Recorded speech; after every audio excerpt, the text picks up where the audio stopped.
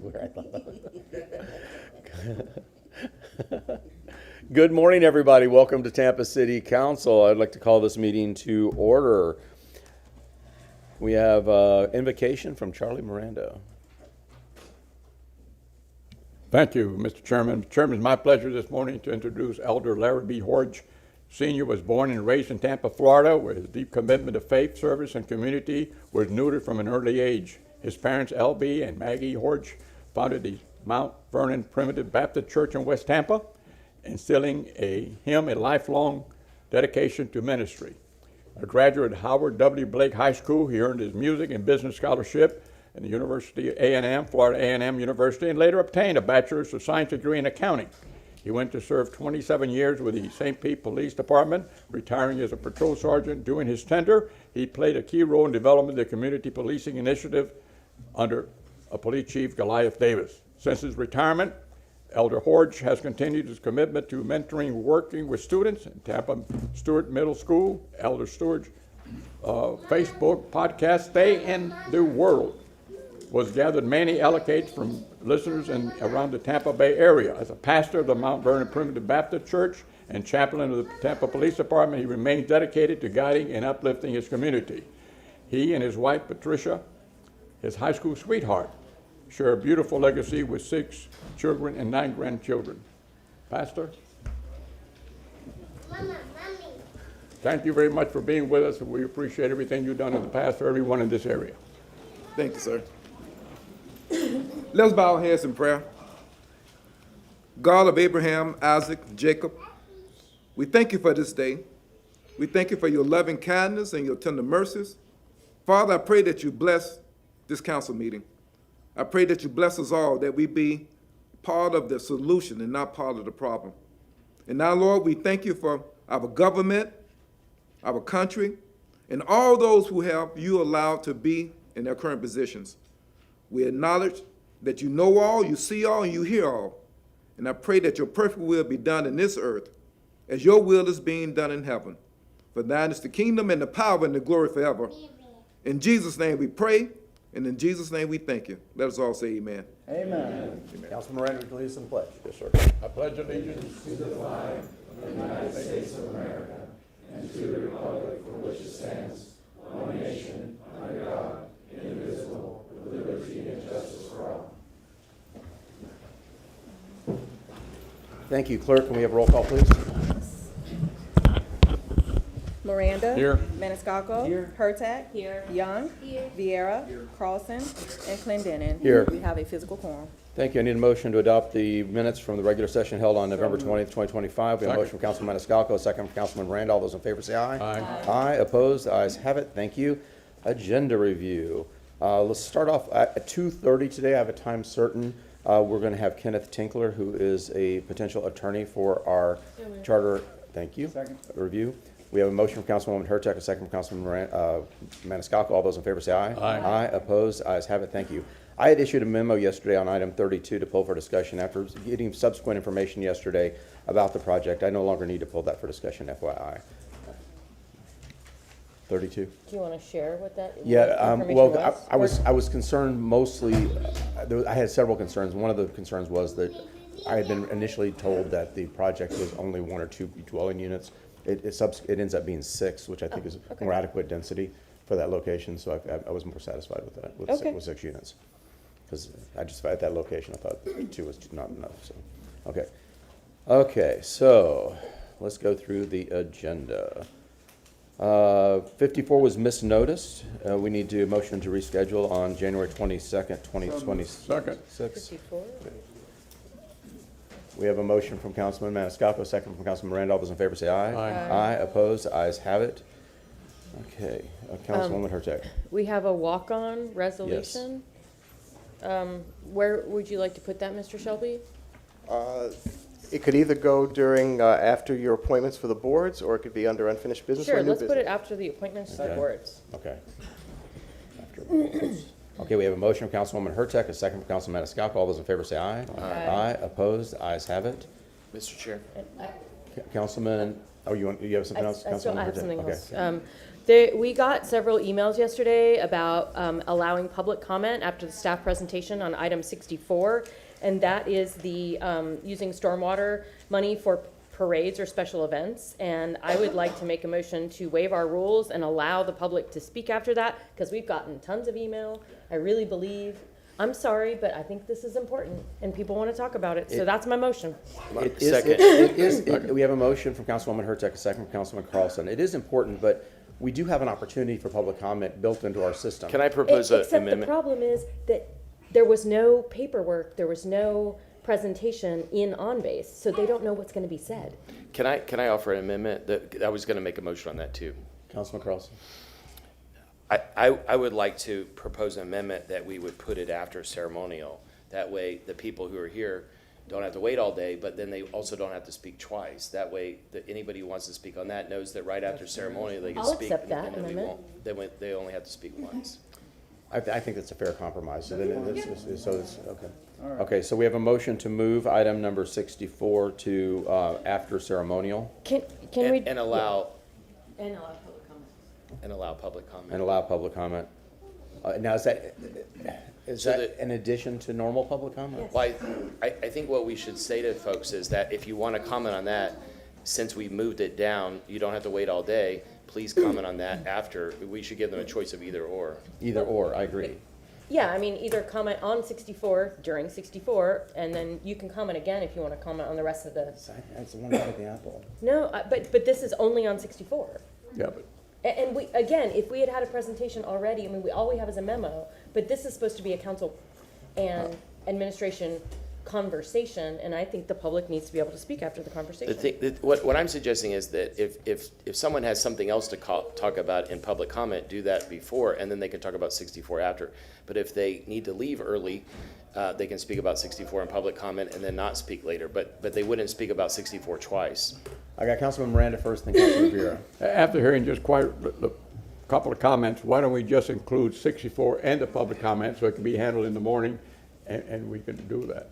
I would agree to that. But people who feel They're here strongly now. on 64, sorry. Councilman Vera. Just as a compromise so we can move forward, why don't we limit public comment that is tailored to item 64 to no longer than 15 minutes? So that, Yeah, no. So So in do you other want to say words, 2 minutes a person? however many are here. In other words, if people are here and they're going to comment during general public comment, have at it. This land is your land.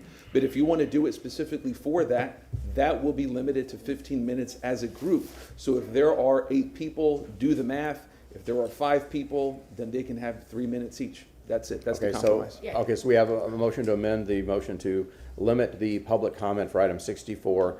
So we will hear 64 after ceremonial. We will limit public comment on 64 to 15 minutes, so it'll be. Total. So, We're voting on the amendment to limit to 15 first, and then we'll vote on it. correct. I'll second that amendment. Okay, we have a motion from Councilman Vera, a second from Councilwoman Hurtak. All those in favor say aye. Aye. Aye. Opposed? Ayes have it. A motion to move 64 with that amendment to after the ceremonial. We have a motion from Councilman. Motion from Councilman Maniscalco, second from Councilman Miranda. All those in favor say aye. Aye. Aye. Opposed? Ayes have it. Thank you. Okay. So we've moved past that. Now I'm totally lost at where we are. 57, we don't have an administrative update, but John Bennett is going to give us a little update, right? John, do you want to do it now? Let's just knock it out real quick. He's going to give us a little update on the social action funds. Good morning, John Bennett, Chief of Staff. Good morning to council and the public. Council's pleasure on that. This is not an agenda item, but this week took the liberty to send council a memo about the social action and arts funds. As you recall, going into the fiscal year budget adoption, there was a big discussion around this. I think council has a workshop on it as we turn the corner of the calendar year. But we know a lot of people are emailing council, they're emailing our offices. We have worked down the 87 requests for $5.4 million through the strategic lens that council had asked for, trying to get portfolio adoption through having all hands meetings around this. We think we're on a good trajectory. We had some formal drafted communication from the legal department to send out to the prospects that have asked for this fund. We don't have dedicated staff, as I said in the memo, but everybody's working hard on it. And just know that The ones that are making the strategic adoption have all been ones that council has also recommended. So we're in a good spot. I think we're going to move quickly now that we've got through this analysis phase. And I think it'll help when we get to the workshop and make sure that all the folks that contribute to the city's benefit in this space of strategic support will get their funds. So just some feedback on that. Feel free to reach out to our office on anything specific, as I said in the memo. But again, we're working hard behind the scenes to get this moving. Thank you. Appreciate it. Okay, staff reports. 58 and 59 is the second reading. They've been reported. I don't think we need staff on that. Is that correct? Okay, so no staff on 58 and 59. Let's see. Item number 60, we need to continue to December 18th. It's 60 and 60 61. and 61, yes. And I just want to say, because I know there are actually a couple of people I saw in the lobby who want to speak on this today, that is fine. We're just moving it to December 18th because staff told us they needed to just finish tying it up. They were able to move the water and paving work to another contract, so we're just kind of tying up the loose ends. Thank you. I just wanted to make sure folks knew about that. Okay, can I get a motion, please, for Move to continue Second. 61 to December 18, 2025 under staff report. I have a motion from Councilman Maniscalco, a second from Councilman Miranda. Yep. Can I? Councilman Carlson. Yeah, I was trying to pull up the email real fast, but I thought that they had asked to take it off the agenda, then they would come back with maybe. No, it with was a continuation.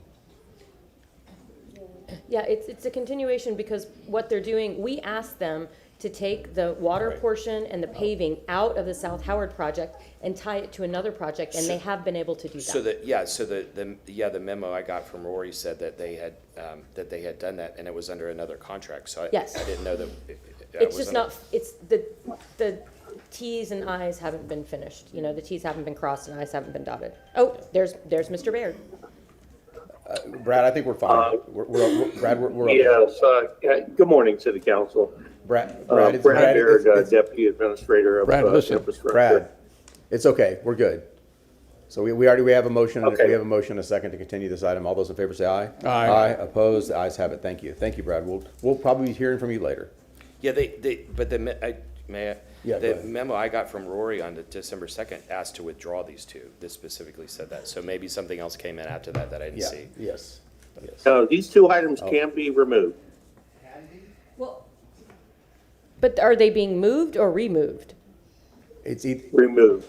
can remove them now? Removed. If I can, Yeah. Mr. Chairman. Yeah, okay, Mr. Shelby. Martin Shelby, City Council Attorney. I guess this is a question for Mr. Baird. They are being replaced with something else that you're going to be. But a placeholder on, I thought we were going to continue this to have a placeholder on the agenda, and we could, If you have a placeholder. No, but then can you just give Rory 30 seconds to explain? yeah, go ahead, Brad or Rory, either one. Can Rory explain? Yeah, I'll go ahead. So we were asked by City Council to try our best to move it or decouple this work from the South Howard project and put it under a different contract. We happen to have a water contract that has the same team, same contractor, same design team, that we are able to move this work to. And the legal department opined that it is legally we can do that.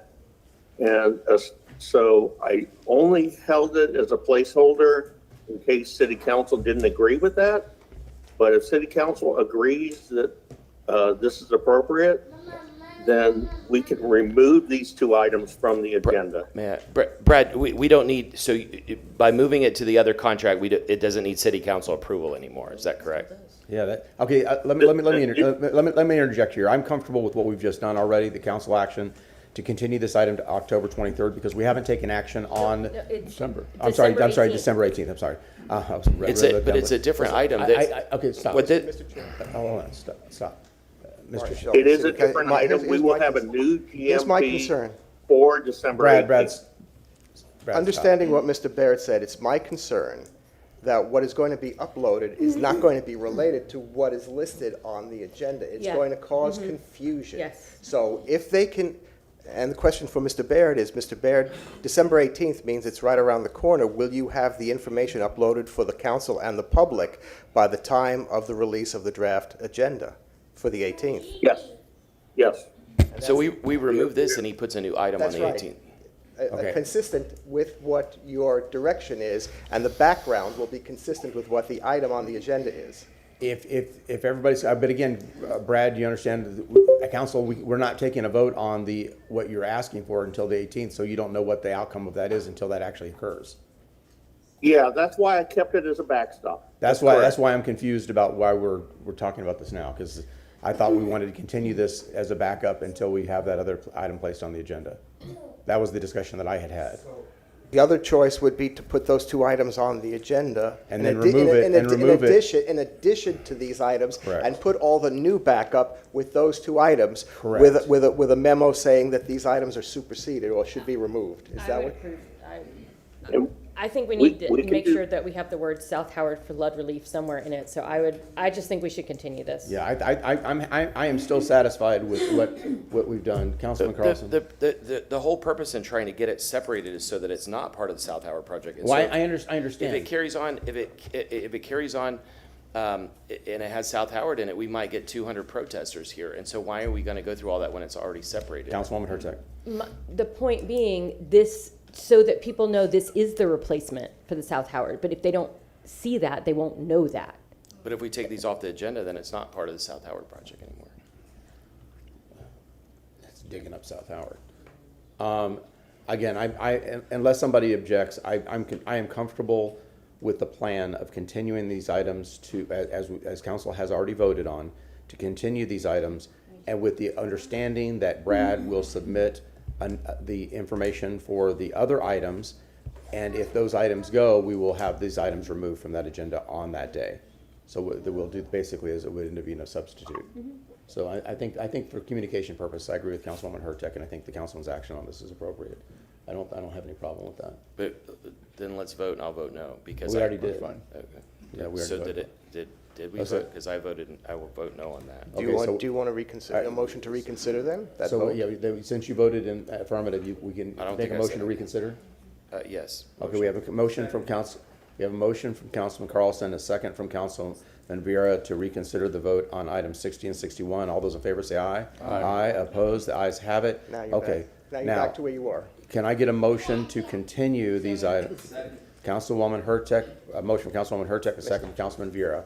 Roll call vote, please. If you can before that, with the understanding that in addition to that, there will be additional items placed on the agenda separately. Well, I accept your amendment. well, he can't make amendments, but yes. We have a motion, we have a motion from Councilwoman Hurtak to amend the motion to include the understanding that the staff will include the substitute motions for the water project. Is there a second? Second from Councilman Vera. All those in favor say aye. Aye. Opposed? The ayes have it unanimous. Oh, the ayes have it. Yeah, With so Councilman Vera record me as voting, Me. I'm sorry, Councilman Carlson voting in the negative. Okay, roll call vote on the continuation of 60 and 61, please. No, we did a motion for the amendment. Now we have the motion on the. You wanna do roll call? Maniscalco, This is for the continuance, yes. Hurtak, Yes. Young, Yes. Vieira, Carlson, No. Miranda, Yes. and Clendenin. Yes, Motion carried with Carlson voting no. thank you.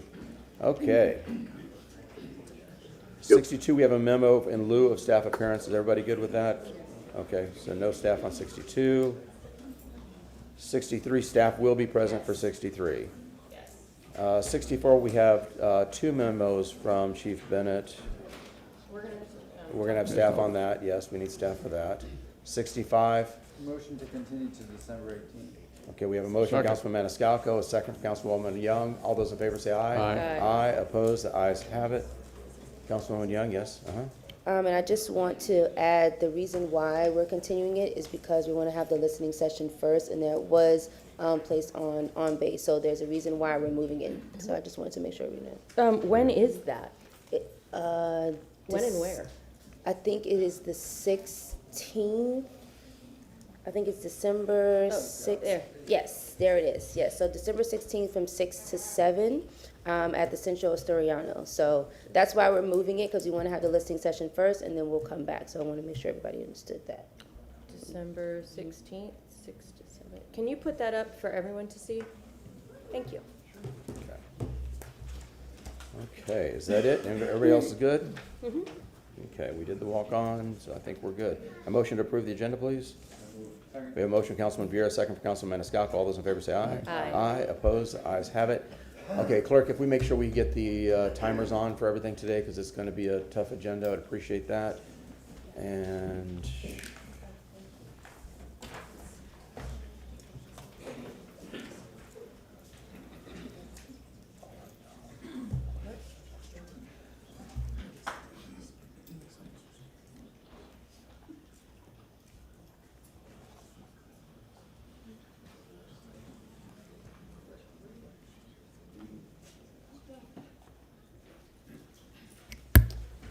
okay, well, good morning. Here we go. That was a rough agenda approval. So we're going to start with our commendations and presentation.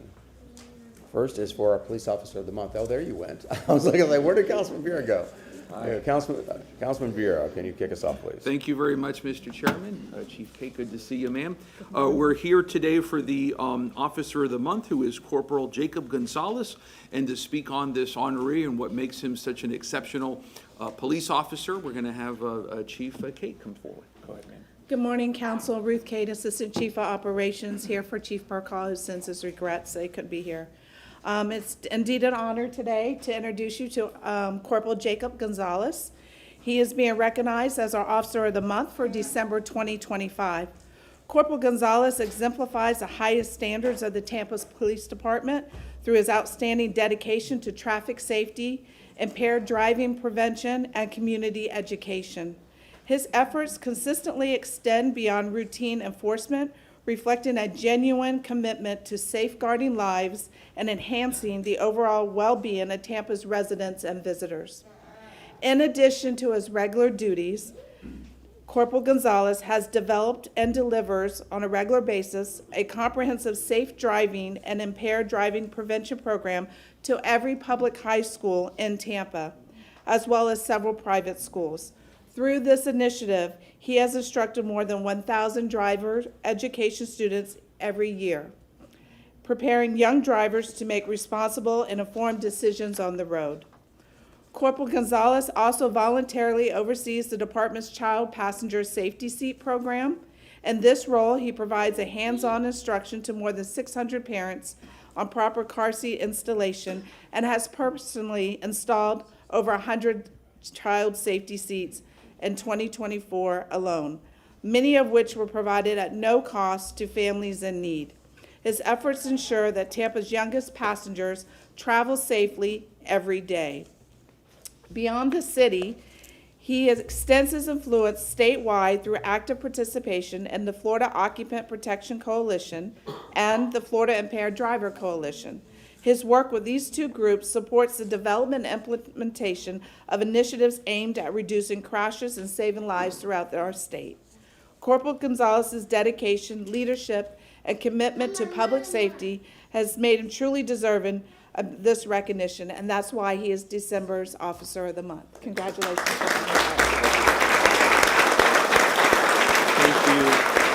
Thank you, Madame. So before we hear from you, sir, we have members of the community who would like to come and express their appreciation. Good morning, Corporal Gonzalez. I am Grace Gonzalez. I'm here on behalf of the Gonsmart family and the 1905 family of restaurants. Thank you so much for being here in Tampa and for everything you do. As a hospitality state, we have a lot of people in town who don't always know where they're going, so thank you for keeping our streets safe. We want to thank you with this gift card. Please enjoy yourself at any of our restaurants across the state, and thank you. Congratulations. Thank you, ma'am. Just remind everybody to. Good morning, Chief. Good morning, Council. Brian Ford with the Tampa Bay Buccaneers. And Corporal Gonzalez, thank you. Thank you for what you and your family sacrificed for the city. Your story is unbelievable, especially helping all the kids. But we have a tradition out at $1. Anybody that goes over and above gets a game ball. And I'm here to present to you on behalf of the Glazer family and our entire organization your own very own custom game ball with today's date and everything. Thanks, sir. Thank you very much for your Brian, support. I have to apologize to you and to the Sports Authority. Somehow the communication between the administration of my office and the dedication of Friday at 11 o'clock in the morning the legacy of George and Leonard Levy for the sign that we omitted. I will be there. It was not done intentionally, and No, we just no, want no, to no, no. apologize publicly. No, absolutely Thank not. you very I will much. be there. Thank you very Thank much. I appreciate you doing that. Thank you. Thank you, sir. And just remind everybody to face forward at the podium when you're speaking, because the microphone's buried in the podium. Morning, Council. Mike MacArthur, Steps Towing Service Officer Corporal. Congratulations on a job well done. Thank you for everything you do for our community. So on behalf of Todd Stepp and Steps Towing, we'd like to present you with a gift card. Go out and have some dinner on us, and appreciate everything you do for our city. Thank you very much. Good morning, Council. Mary Dillon, Strass Center for the Performing Arts. Thank you so much for your work in our community. And on behalf of Strass Center, I want to provide you some tickets to upcoming performance. Thank you very much. Thank you so much. Good morning, Council. Leo Gary with Bill Curry Ford. Congratulations, Thank you, Corporal.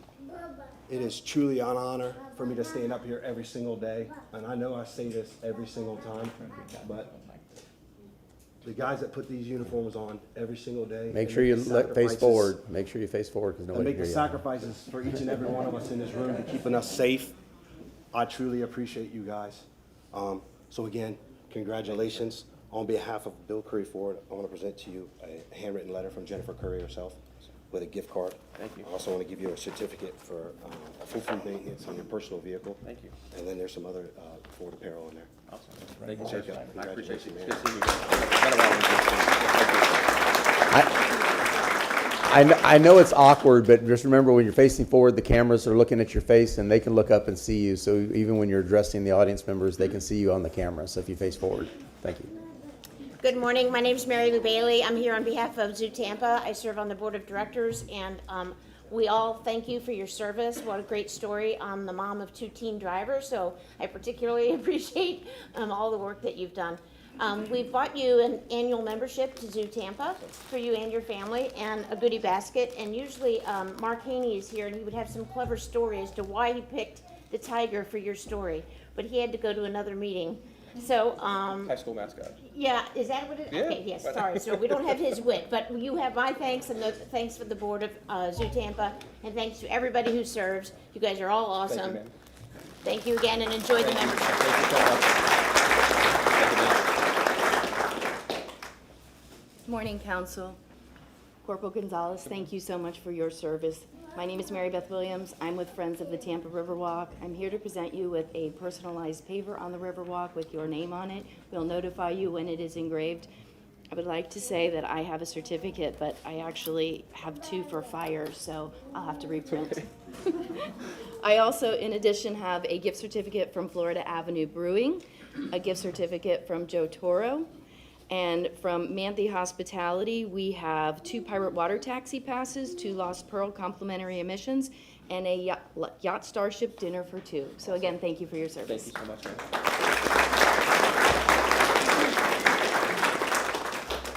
Good morning, Council. I'm Leah Van Name. I'm here on behalf of Tampa Theater. Corporal, thank you so much for everything you do for our community. As a parent, thank you for keeping our kids safe. I'm here to present you with a membership for 2 to Tampa Theater, so you can come and visit us on Franklin Street, enjoy some movies, popcorn, and candy. So thank you for so much. everything you do. Thank you. Morning, sir. Morning, sir. I think we need to plant some footprints on here, so you know what, like to do at the airport, you face this way. I know the drill, so anyway. Everybody wants to see your pretty face, Steve. But no, I'm not so sure. We'll see. We'll take a vote, right? Steve Michelini, I'm here on behalf of a couple of different folks, and they'd like to honor you for your dedication and service to the community. The first one is Jackson's Bistro. They're going to provide you with a gift certificate to enjoy yourself for lunch or dinner. On behalf of Yummy House China Bistro, another gift certificate to enjoy yourself over there. Chicho Restaurant Group, there's a number of restaurants they have on South Howard. You can enjoy yourself over there, lunch or dinner. If you go to Daily Eats, you can have breakfast. Okay. Meat Market in Old Hyde Park, they're providing you with a gift certificate, and so you can enjoy yourself there. Take the letters and take the certificate. Yes, sir. Thank you. So congratulations, and we appreciate your service. Thank you, sir. Corporal, on behalf of a very grateful city of Tampa and Tampa City Council and City of Tampa government, we give you the City Council Commendation, and thank you for your service. Thank you, sir. God I bless appreciate you. it. Thank you. Thank you. And if you want to speak to Council, I appreciate your support. I appreciate the community support. As successful as the programs have been, impaired driving and occupant protection, it wouldn't have been as successful without the support of my chain of command, which are all here, starting from Sergeant Belmonte through Major Delahaye, through the Chief's office, including Chief Kate and Chief Burkaw, the mayor and council who approves the grant that aids me in doing the occupant protection and impaired driving programs. They're great programs. We definitely see a reduction in injuries with children involved in crashes, and also high school students involved in impaired driving related incidents. So once again, I appreciate the community's recognition and support, and hopefully we continue to be a success. Thank you. Thank you very much. The council will say something to you. Thank you. Councilman Carlson. Yeah, I just want to say thank you for all you do and for your colleagues. When I was a kid, my parents, there were no, at least my parents didn't use car seats. They would just put me on the front seat and leave me there without a seatbelt. And we know what happened with a lot of people there. I had 3 kids, and it's been a long time, so I can't remember whether I went to fire or police, but that service that you provide is really essential. No matter how smart people think they are, most people don't know how to put those seats in. And it only takes a few seconds for you all to show them, but it could mean that you save the life of your child. And so it's really worth the time. And for those of us who have kids, our kids are the most precious thing we have. So we definitely need to take care of them. Thank you for keeping them safe. Thank you, sir. Councilwoman Hurtak. I want to say congratulations because all your grants went through 2 weeks ago, Thank so you, we're ma'am. thrilled.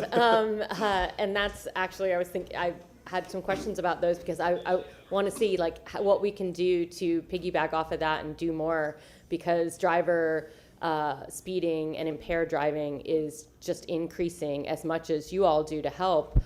So I just want to say thank you so much, because you're making a huge difference, and it's a huge problem. But this one in particular, speeding, just really impaired driving, is a huge scourge. So thank you for the work you do and the heart you put into it. It takes a special person. I always love to find the different niches that our employees find, and I'm really glad that this is yours, and thank you so much. Thank you, ma'am. Once again, it's your support that allows us to be the most, I guess, being a part of the Impaired Driving Coalition, right? We're recognized, City of Tampa is recognized for our efforts, right? We go above and beyond what most agencies do.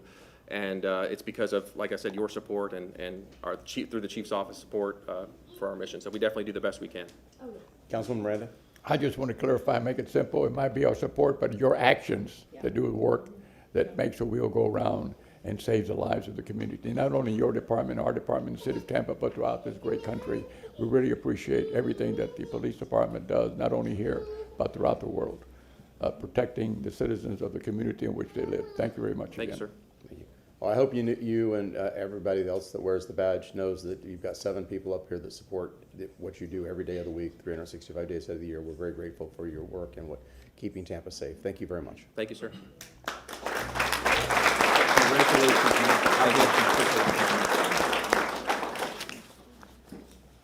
We're going to pause for just one moment to clear the room.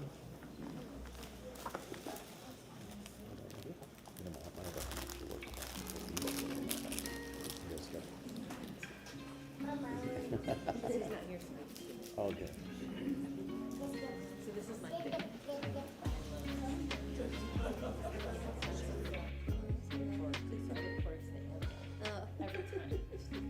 And they've learned they have to show it and say what it is, because I'll interrupt them and ask. Okay, Councilman Vieira. Invite Chief Tripp to come forward to speak about our Firefighter of the Quarter, if you don't mind, Madam.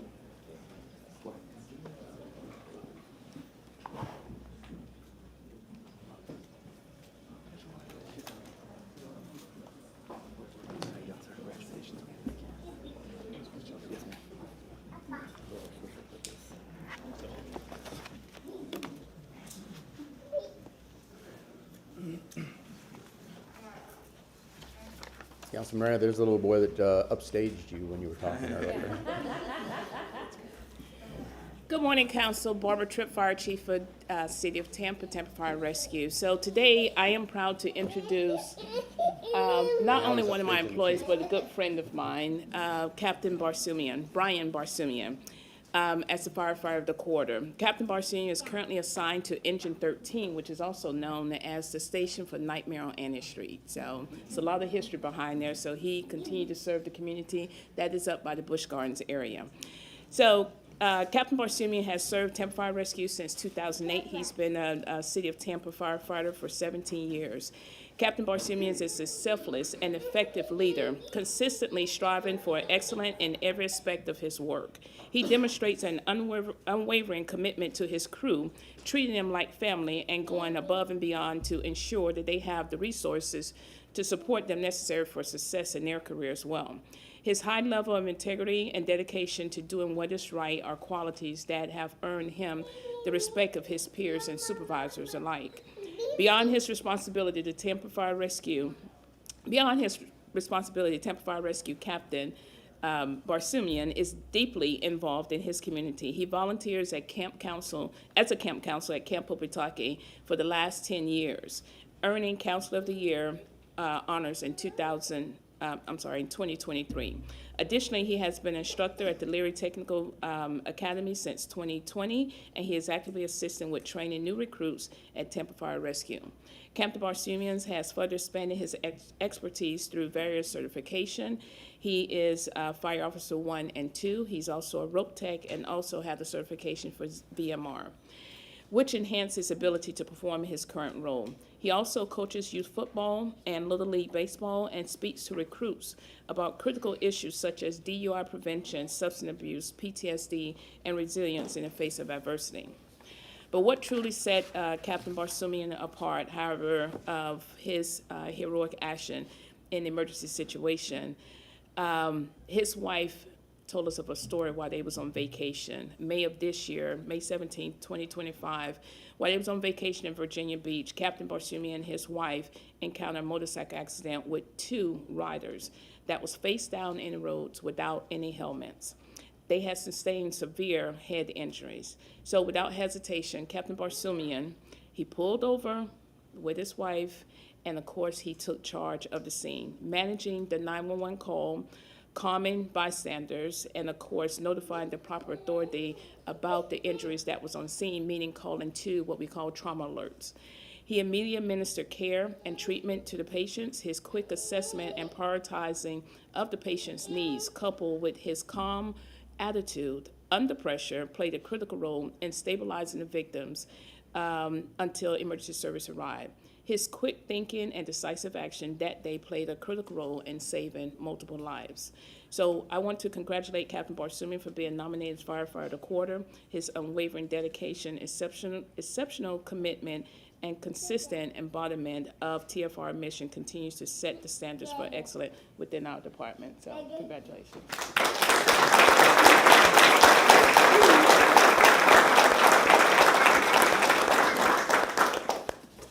Chief, yes, ma'am. And I know we have a lot of folks from the community who are coming here to honor you. I did want to recognize, I saw Chief David Dittman with Plant City, who's here, who's hiding back there. Councilman Vieira, remember you have to face forward towards the podium. Yes. Face forward towards Yes, the podium. ma'am. Captain Barsumian, it's nice to meet you. I'm Grace Gonzalez. I'm here on behalf of the Gonsmart family and the 1905 family of restaurants. Thank you so much for being here in Tampa and being so brave. A coach, a counselor, a role model, thank you. And thank your family for all the sacrifices that you make. We want you to have this gift certificate to enjoy any of our restaurants. Take the kids to see the Fairyland figures at Eulalie. Just have a night off. Thank you so much and congratulations. Thank you, greatly appreciate it.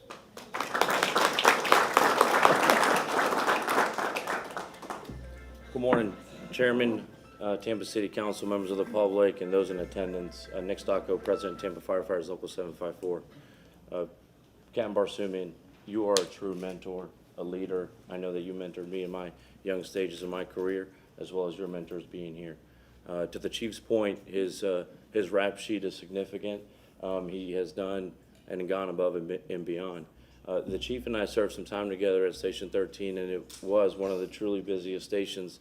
And Captain Barsumian chose to go to that station because he answers the bell each and every time. He's an awesome family man, as we see his wife and kids here and the rest of his family. So on behalf of the members of Tampa Firefighters, we want to congratulate you, brother, on a great job, and love it. Thank you.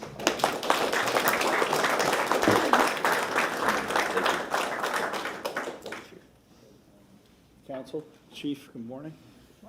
Captain, unbelievable. Your resume, your story, your family sacrifice, but to do that on vacation. Yes, sir. If there's anybody worthy, you can tell the support that you have from your peers.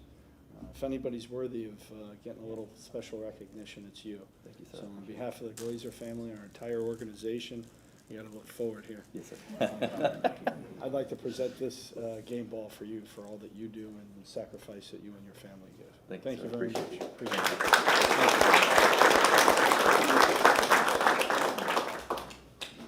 Council, Captain, good morning. Mike MacArthur, Steps Towing Service.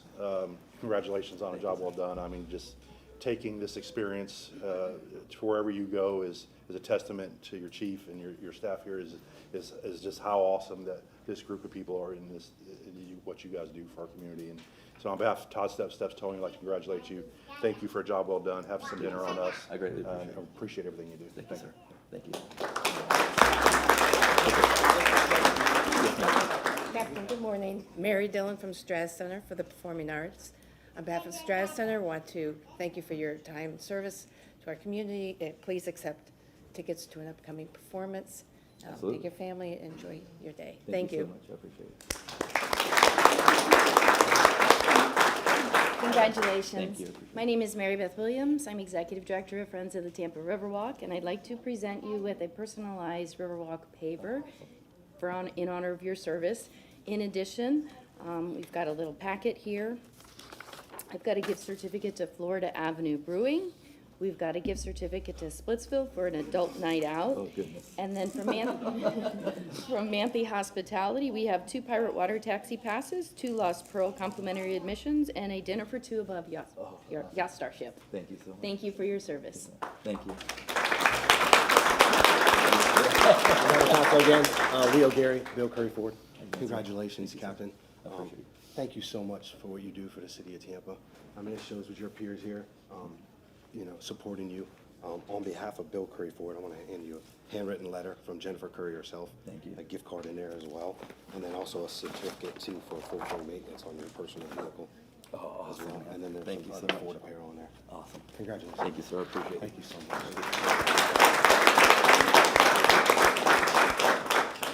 We have a name here from Tampa Theater. Captain, congratulations. I have here I have here a membership for Tampa Theater, so you can enjoy a date night together. Candy maybe for the kids. Oh, So, goodness. thank you for They're everything going that home with mom, so it's good. Perfect. Thank you so much for everything that you do for our community. We're so lucky to have you. So Thank you. I congratulations. appreciate it. Thank you. Here you go.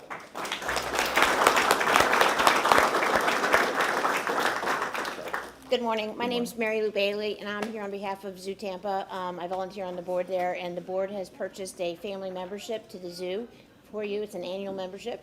And Christmas in the Wild has started, the evening event, so I love that. And even my teenagers still like to go, thankfully.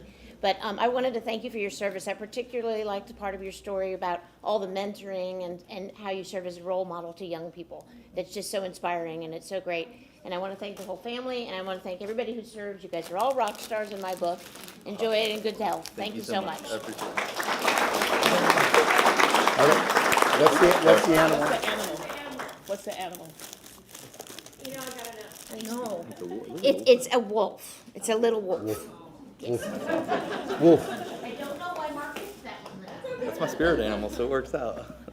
Morning, How you doing, sir. Steve McElhaney.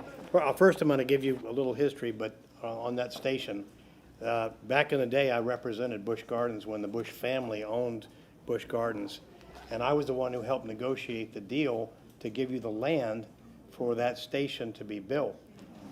That's awesome. That's So awesome. anyway. Thank you. Thank you. Was that Anyway. like, was it like 1890? Oh, goodness. That predates Charlie, so it can't be. Anyway, it's just a matter of, giving back to the community, and land was donated. for a strategic location because that area was underserviced. And obviously, we've grown since then, but anyway, the intent was to provide North Tampa with better service. On behalf of the Chicho Restaurant Group, we're providing you with a gift certificate. You can enjoy yourself there, breakfast, lunch, or dinner. Yummy House China Bistro, and I say this all the time, the chief wants you to invite her. Of course, I think she might hold out for the meat market, but anyway, the meat market in Old Hyde Park, a gift certificate there, and Jackson's Bistro over on Harbor Island. Congratulations.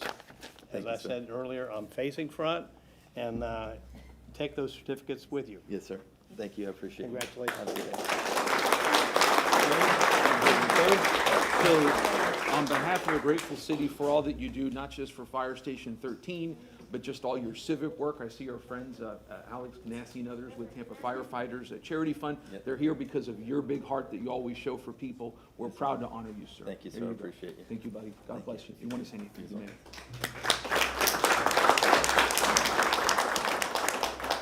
Wow, this is awesome. Thank you so much. I've met Councilmember Vieira at Camp Opataki several times, and Ms. Hertek, we just had you ride with us over at 13, and that was a good time.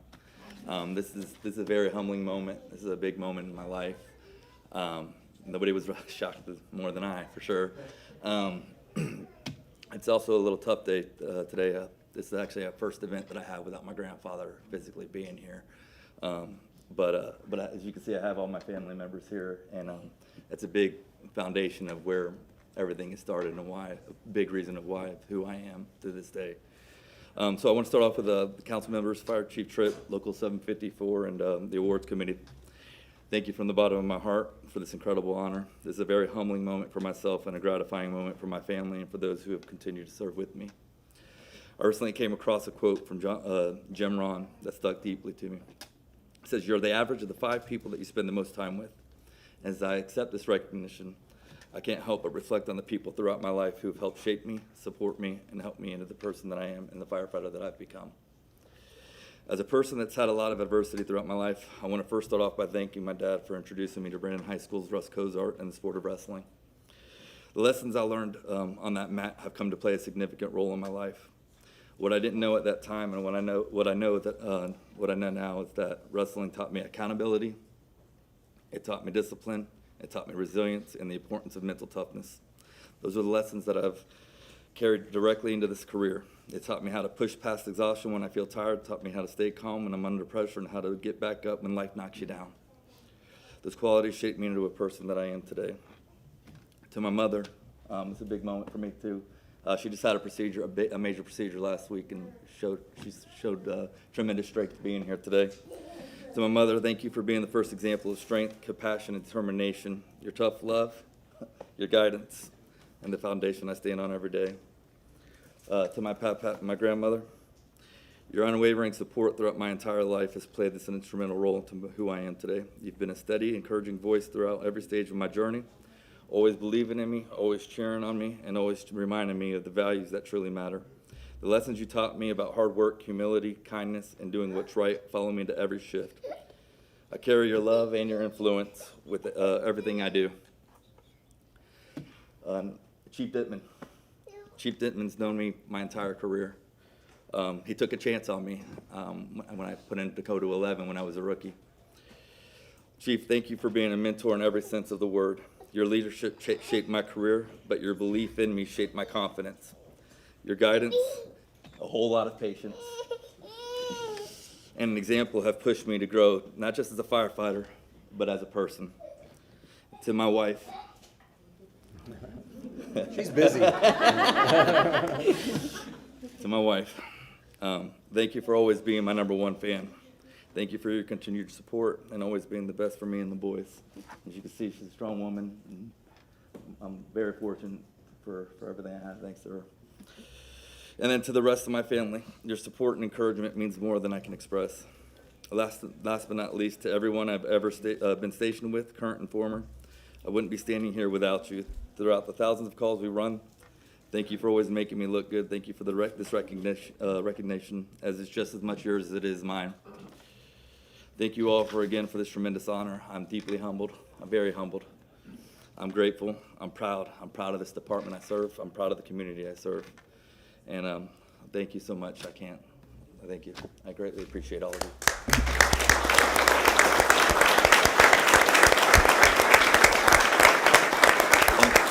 For the record, I had to write that down because my memory is starting to become more like my hair these days. I think your hair is just fine. Thank you. Councilwoman Hurtak. Thank you so much. That was a wonderful speech, and the most recent ride I did with Fire Rescue was at 13 and 24, and that was it's just an awesome adventure to see what you all do every day and the heart you all put into it.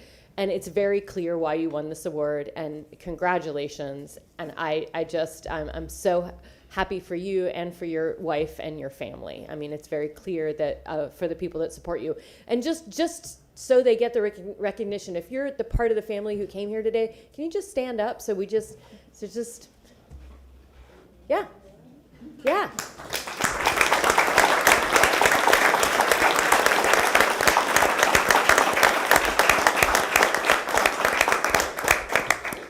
Thank you. Thank you.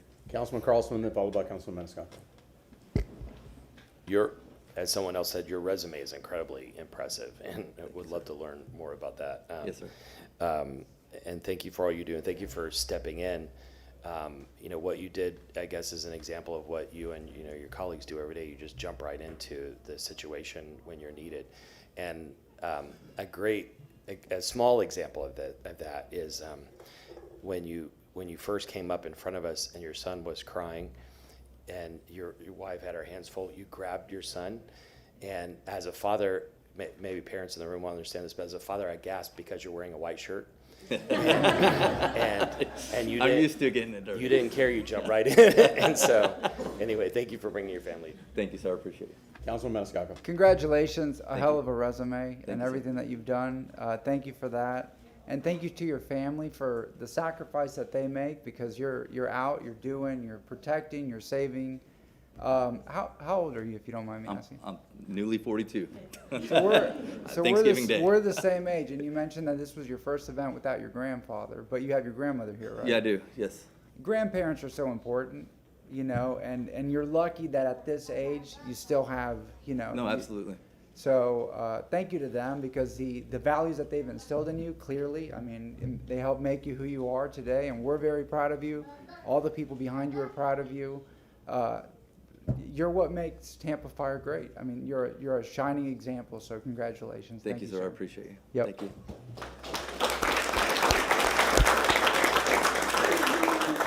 Thank you on behalf of grateful Tampa City Council. We appreciate it. And I definitely appreciate you bringing your boys today, because that's kind of a great way to start the morning, to be able to watch their energy and their exuberance. No, absolutely. Thank you very much. Normally, the oldest would be in school, but I felt like this would be a great moment. No, this is a good moment. Yeah, appreciate you bringing them here. Yeah, thank you. Have a good day. Thank you. Congratulations. We'll pause for 1 second to clear the room. That speech, man, I need it. No, thank you. Yeah. Give me that. I'll take it.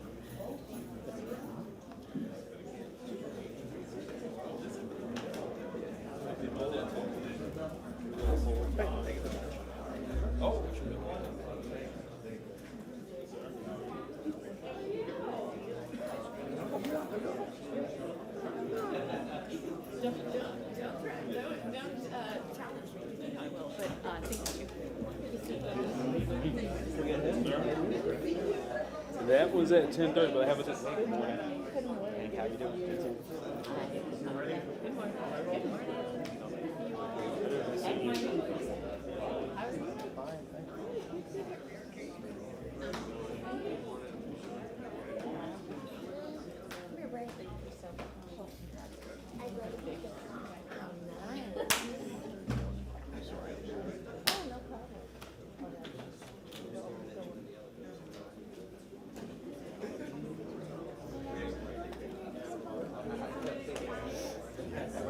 Oh, yeah. That's what, I think that's one of the things that I do is just So exciting. across all the classes.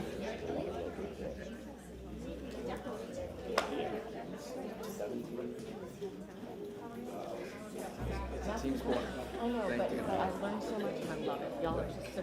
Hi, Nick. And the enthusiasm for your job is awesome. I just love it. We love it. Thank you. Yep.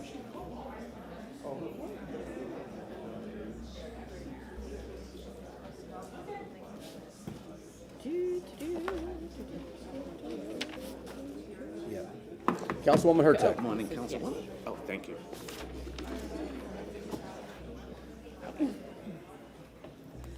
Okay, good morning, everyone. I'm morning. here to introduce Steve Simon, who's going to tell us about our ATU Employee of the Month. Thank you, Councilwoman. Good morning, Mr. President. Good morning, Mr. Chairman. Good morning, Council. Special shout out to Councilwoman Young. And good morning, City of Tampa. I'm Steve Simon. I'm the president of the Amalgamated Transit Union, Local 1464, and we keep the City of Tampa running. And I'm happy to be here this morning to introduce you to the ATU Employee of the Month, Mr. Jose Hernandez.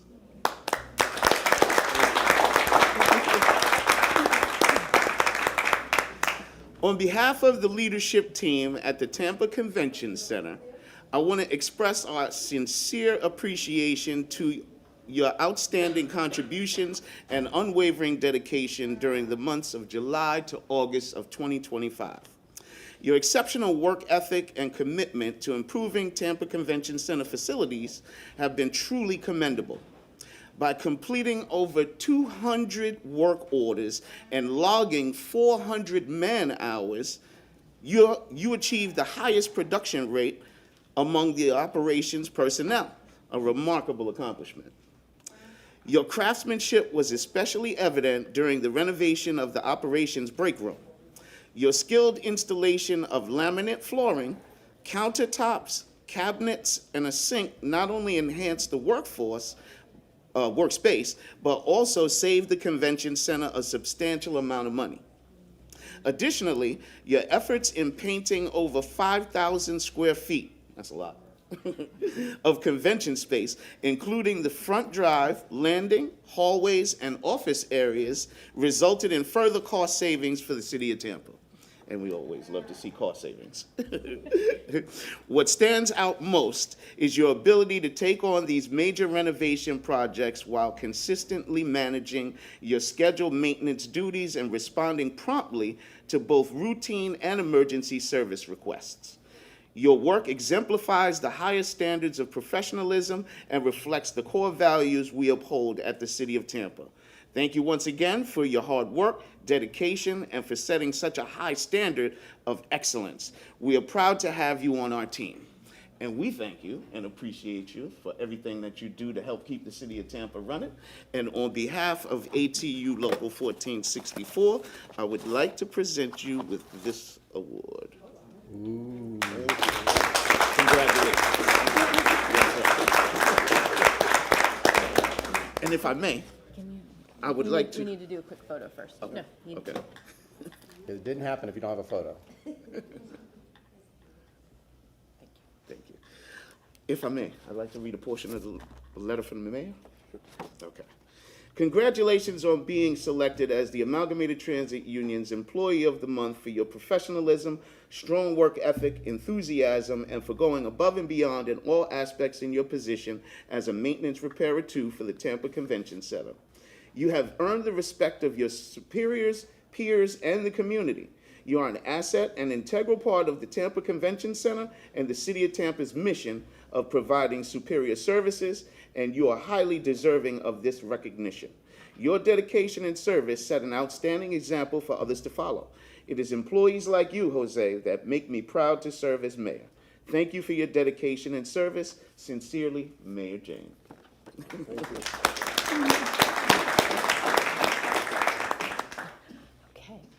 we have some folks who want to, show their appreciation for you. So I'm gonna get going with that. All the boxes. Okay, I will start. The zoo had to leave, so I am presenting you with the zoo membership and the manatee. And again, Mark's not here, so I don't know why he chose the manatee, but the manatee is one of our favorites. So congratulations on this. Thank you. Yeah.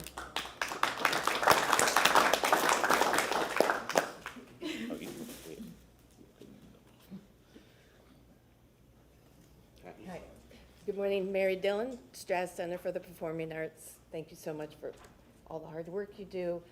As a big performing arts center, we can really appreciate the level of work that has to go into keeping a big building moving and all the parts working. So thank you so much. On behalf of Strass Center, please accept tickets to upcoming performance and enjoy the evening. Again, thank you so much. Appreciate it.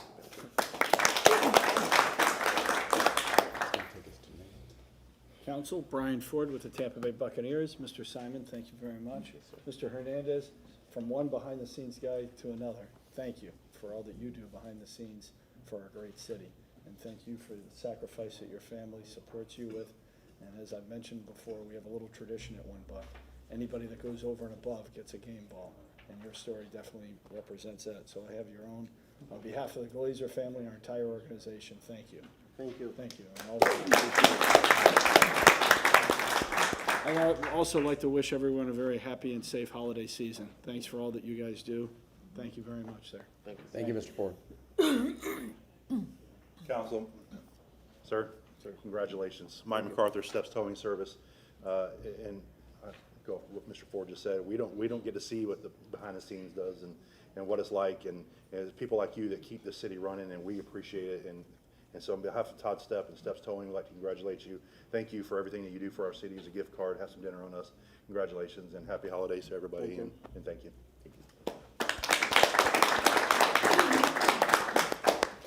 Steve Michelini, facing forward.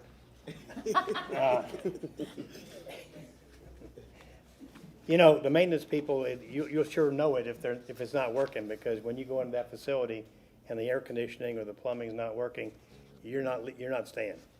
So anyway, I'm happy to have Andre Davis join me. He's the president of the Longshoremen's Union, and he's going to present one of the first presentations here from Jackson's Bistro. Andre. All right. Give him your name. Councilman Andre Davis, President, Vice President of Local 1402, International Longshoremen. I used to work at the Tampa Convention Center, but I couldn't fix nothing, so I was a banquet guy. But anyway, on behalf of the Jackson's Bistro, we would like to present you with a gift card for dinner for you and your family, or your wife. Thank you, sir. You're welcome. Very welcome.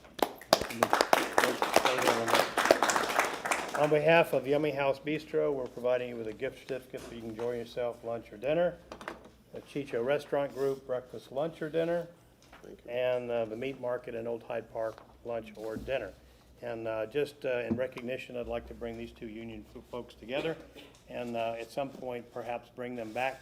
The Longshoremen's Union is celebrating its 90th year and was instrumental in establishing a work program for blacks in this community, as well as cultural and social gathering place to forward the initiatives. Anyway, thank you very much, and congratulations. Thank you. Thank you.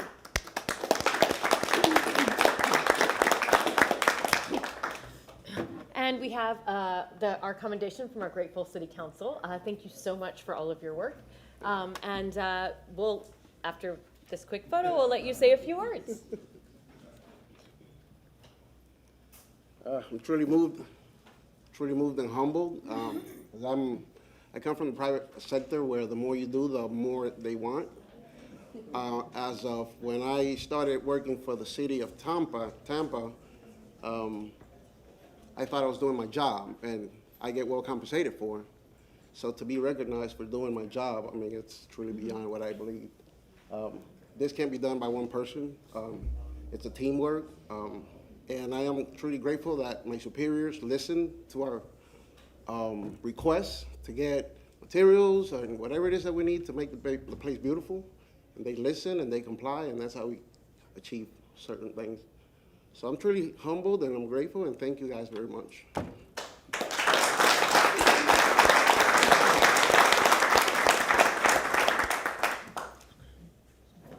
I just want to say thank you. You know, that convention center has a lot of history. It was built by mayors who wanted to see changes in the city of Tampa. However, when it was built, we didn't even have a convention hotel downtown. So we had some lean years in the government because we had to pay the subsidies that wasn't creating the revenue for it. However, then the Marriott came in, not the five-star, the other Marriott, which looks like a five-star, and they started out by them being there, their presence, the attendance started rising, and other hotels came in, and it made the convention center what it is. However, it would have never been what it is if it wasn't for individuals like yourself, the staff, because you go into that convention center, it may be 35 or 40 years old, but it looks what? Brand new. You can see your face on the floor. That's how much it shines. The building is impeccably cleaned, and that's what makes the people comfortable coming to Tampa. That's because Tampa is now one of the most highest hotel occupancy in the country of the United States of America. Thank you and your staff for what you've done. Muchísimas gracias. Thank you. Thank you. Councilman Carlson, you want to say something? Can I just say real fast, thank you for everything you do. The example that was given about the tiles and everything, that's showing that you're taking initiative, you're making sure that the facility looks great, that people are able to enjoy it, and as my colleague said, it puts a great face forward for Tampa, but also probably you're saving the city money, so thanks for taking initiative on that. Thank you. On behalf of Tampa City Council, thank you. Oh, I'm sorry, Councilwoman. Yeah, absolutely. Look over. No, I was just telling Chair Clendenin that we have, this is a great way to start this meeting because we able to see that we have some really great people that keep the city running, from our union to firefighters to our police. You all really, either put yourselves online or you are in the, doing the work, and sometimes we don't see it. And so I just want to say thank you, and it's been amazing to watch the presentations and just be, wow, you all really keep the city running. So thank you. Thank you. Yeah, on behalf of Tampa City Council, thank you for what you do. The Convention Center is a jewel of the city of Tampa. We appreciate you working it. Thank you. Thank you.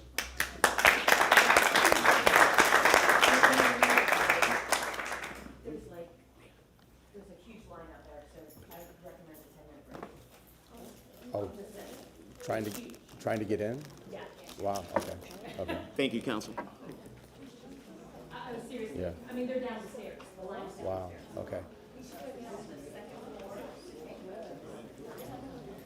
Let's see what they do. Okay. Okay. Okay, we're going to do our true 10-minute break. We'll come back at 10:20. I guess, yeah. We're going to noon, just for public comment.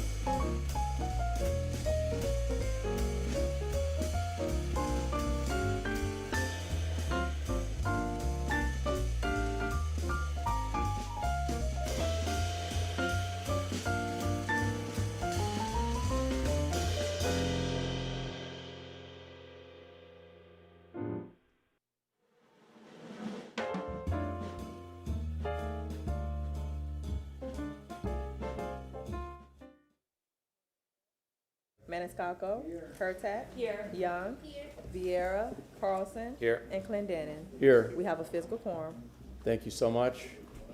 Okay, yeah, why don't we do the spiel first, since we're gonna do 64 per our agenda review. Councilwoman Hurtak?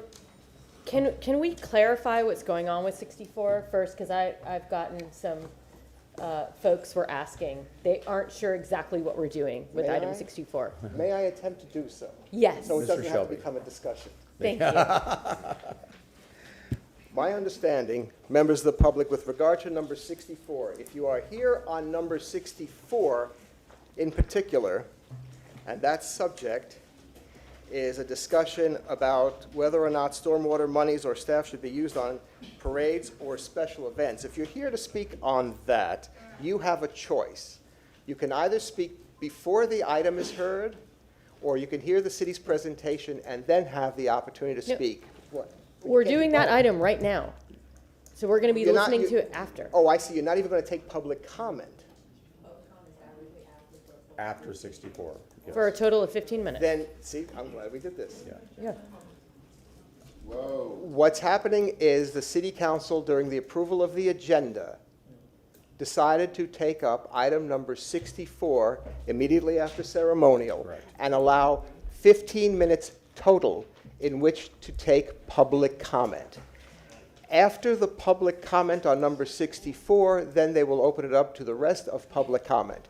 You will not, if you're here to speak on number 64, you will not have an opportunity to comment on it twice. You will either speak to it during the 15 minutes before, or you can speak to it for the 15 minutes when the item is first taken up, but you can't speak to it again during public comment. Do I say that correctly? No, because we're going to have the discussion. Yes. And then it'll be done. It'll be done. I think it's Yeah. Yeah, but so he's saying you can't speak on 64 twice. Well, 64 will be solved. that maybe, it'll be solved to your satisfaction, but maybe not to the public's. So what I'm suggesting then is Okay. just as we don't Let's- cut down the, okay. Let's just move on. So I tried. You tried. So right now, per our discussion on the agenda review, we are going to hear item 64. After we hear staff present and we have discussion on 64, the public will be afforded an opportunity to discuss item 64 for a maximum of 15 minutes.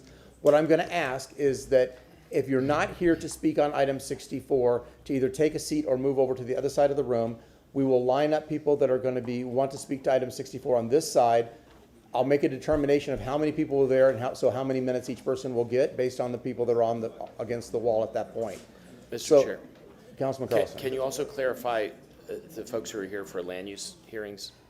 Yeah, I did say when we went on break, is that those of you that know, we have a lot of people here for public comment.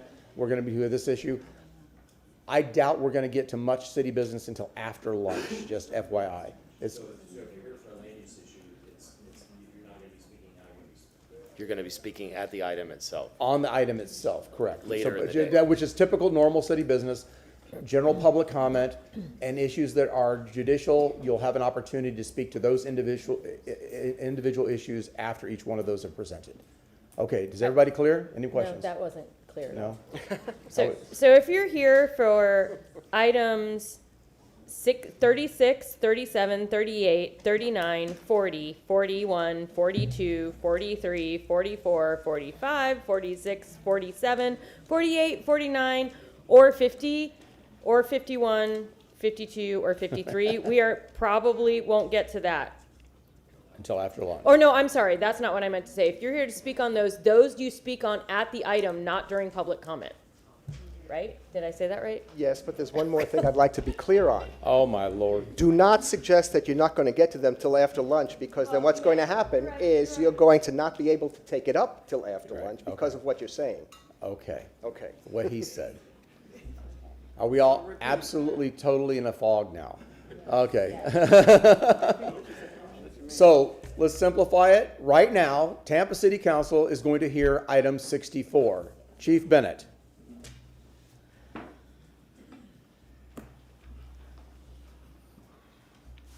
Morning again, Council. John Bennett, Chief of Staff, and good morning to our public. We're looking forward to this discussion as it's outlined in the motion. The discussion with myself, Ms. Kopesky, the City Council budget analyst, and of course, we have other staff members here. The budget department's here, the legal department's here, the police department's here, as well as the stormwater division of the mobility department. This is, again, an important discussion. As council and the public probably remember, it was so important that we collaborated together, the administration and council, to have a special call ahead of the budget adoption process for fiscal year 26. The surgicality of this discussion, we opened up that night with a risk formula discussion about now we can bring those together. The risk, of course, in stormwater comes down to threat times vulnerability times consequence. And we know that we've had unique threats and unique consequences a year ago in 24, and we continue to work on a 10-year plan. Stormwater is here to talk about any aspects of that. There's also unique risks in special events. The three primary groups that work those events are Public Works, Public Safety, and Parks and Recreation.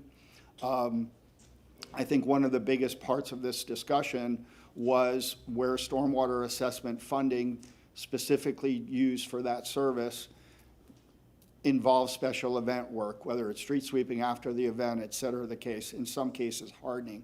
So we're willing to have that discussion now. Everybody's here in case there's any interest in any specific subtopic on that. I will tell council, again, supported by the subject matter leads that are here, that it's been our research, and at least as far back as budget can tell me, that there's been specific funding put into the stormwater budget unique to general fund use, such as working these events, whether it's street sweeping after or supporting a hardening of an event based on any other risks for those events. But again, our focus is life and property in all areas. And again, stormwater can get into the details based on these levels of service. There's a level of service or stormwater that's funded by the support of council approving the budget and implementation over the year. And there's obviously funding to plan and submit and approve special events for the public. And so again, we're just looking to further that discussion. We can go into any of the data points that we've looked at so far. I will make a recommendation that in the special event space, I have given probably a half a dozen requests to the special events office and the legal office to try and start making sure that we move things as efficiently and effectively as possible around events, including looking at the code that has been in existence for some time for special events. Just as a reminder to the public, we typically have 5 different categories of events. We have city-sponsored events that are in the charter. We have co-sponsored events that could have some sort of balancing between the promoter and the city. We have contracted events, which typically come in under contract, very unique events like maybe the NCAA events or the Super Bowl, things like that. Then we have dignitary events, especially with the big MacDill base here, and of course, other dignitary visits. And then there's private events that may have a halo effect to the city, and we have to send resources to support, even though the private event is really not something the city is working directly on. So there's a myriad of things that we have to work throughout the year on.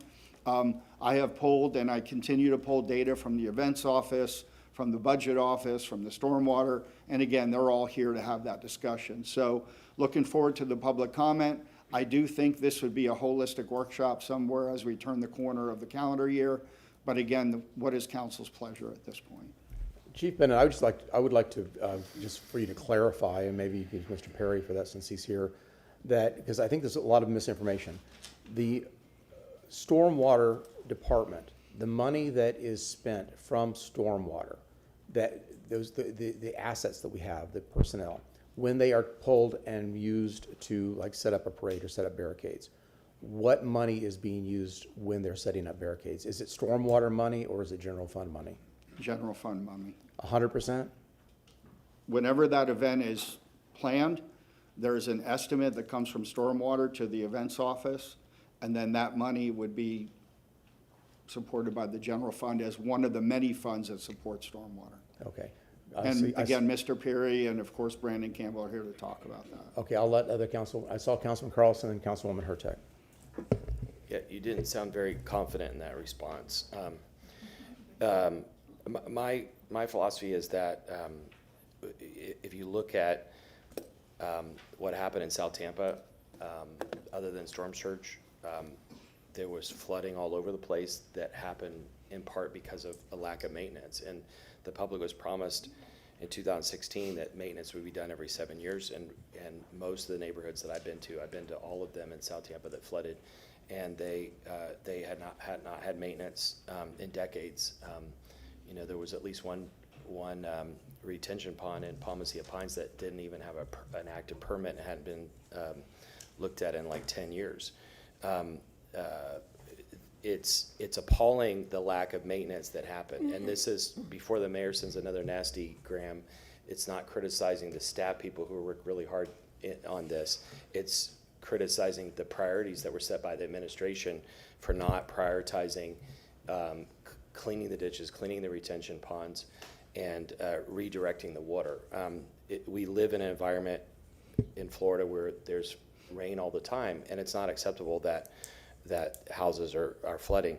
And we know that maintenance is a part of it. And when people look to see that they're paying, particularly for stormwater, we should be finding solutions. And we also should not be wasting money on big projects that won't work instead of doing the basic maintenance around the community. And still, a year or more later, there's a lot of neighborhoods that don't have maintenance, where the maintenance was never done, and we've got to prioritize it. I think we should have a workshop on this, and there needs to be a full accounting, and probably hire a forensic accounting person to go back and see whether the money really did come out of the general fund or not. But even if it did, that money was allocated towards stormwater, and we need to make sure that we're putting every dollar we can into stormwater, and especially with the specific taxes that they're being spent efficiently.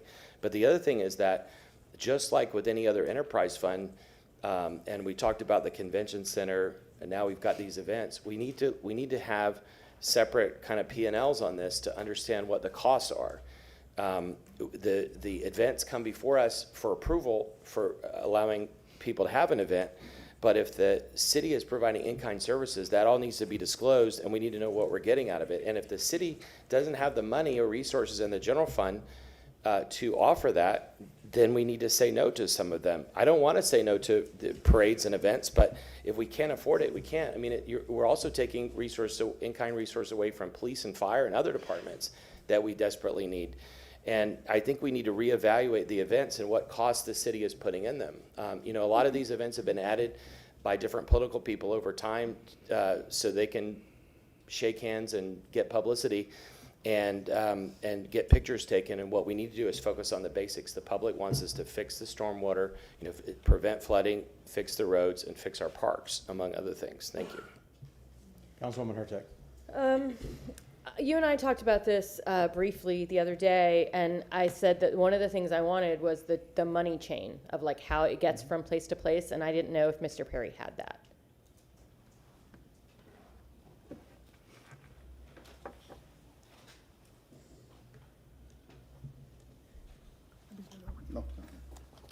Good morning, Mike Perry, Revenue and Finance. Can I have the wolf on, please? It's there. And then, let me pass these on out, okay?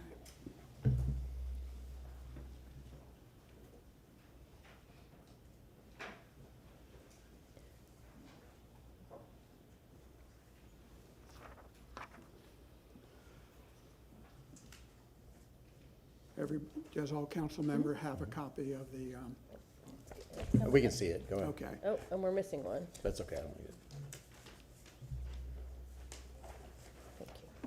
Mike Perry, Revenue and Finance. Again, I think you saw this early in the summer. What happened, and you see the funding trend for the stormwater service assessment revenue since 2017. At that time, the city made a commitment to provide $2 million minimum annually to the stormwater service fund. And that money physically gets transferred out of the general fund into the stormwater service assessment fund.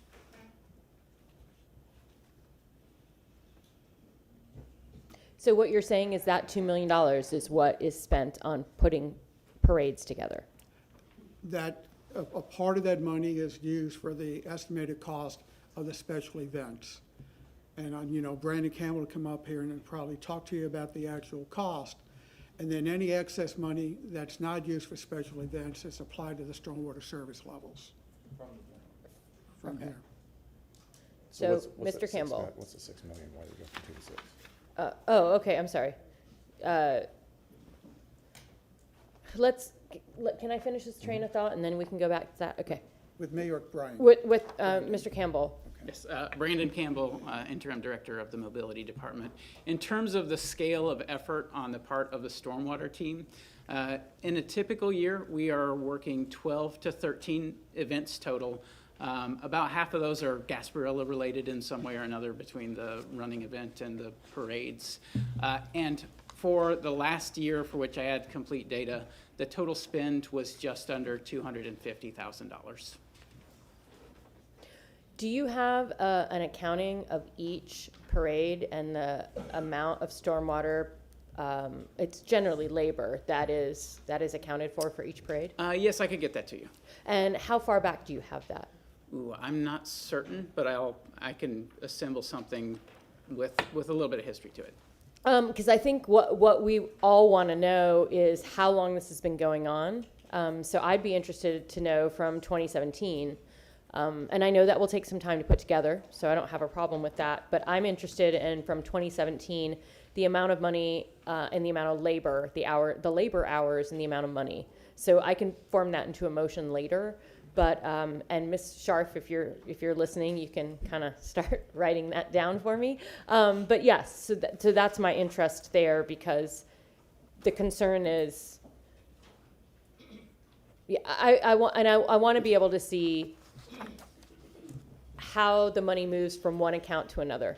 So how does it move from this $2 million transfer from the general fund into personnel costs? I want to see that the movement. So that's what I'm interested in. Oh, I have a second question too. And this, I believe, goes back to either Chief Bennett or Mr. Perry. How much are events paying? I know we talked about the fact that that has increased somewhat, but if there are 5 different types of events, how has that increased? What are they paying for provisions that the city of Tampa, I mean, I'm not just talking about stormwater here, I'm also talking about police, fire, maintenance, operations staff. Yeah, so great question. As the events have evolved in the city, to Councilman Carlton's point, some events are historical, some are new, some are charter. The charter events, of course, are in the charter for that purpose. So the co-sponsored events will vary depending on how long it's been historically in place. We have asked over the last couple of years, because we see that it's kind of like the Social Action and Arts Fund. We need these events to start picking up the hard costs, if not all the hard costs, and what I would call soft costs like permitting and things like that, start weaning them off of that, trying to help them run their events, more in the private space than the public space, but yet still keep the enjoyment of the events. So those efficiencies and effectiveness moves have been going on. So, and that's why I asked to take a look at the code and see if we need to harden up any of that with council through legislative support. So again, these things are evolving. Right now, my baseline number is about 20% is paid by the promoters in co-sponsored events. 80% picked up in some cases by the city, with that being worked more towards paying 100% of those hard costs. Okay, so, and this is only for co-sponsor. What about, what about private events? Well, let's start with contract, if you don't mind, Okay, because if we sure. get a contract event that comes to council, it could be the Super Bowl, NCAA event, whatever, that's approved by council, everything is in that contract. So with this, that's almost like a charter event at that point. We're deciding where that line is between the event and what they're paying privately for those events. And then for a private event, that's typically awareness, but there could be an event that's going on and a dignitary event that comes in, either spontaneous.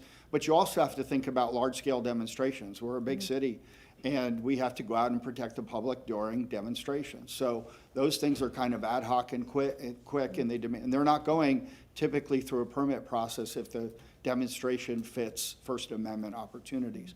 So there's a lot of variables in all of this.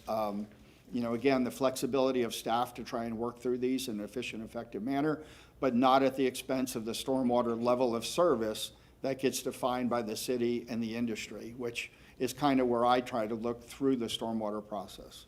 Okay, and I have one final question. What would be the cost, if it cost about $250,000 a year, what would it cost to hire out for this service?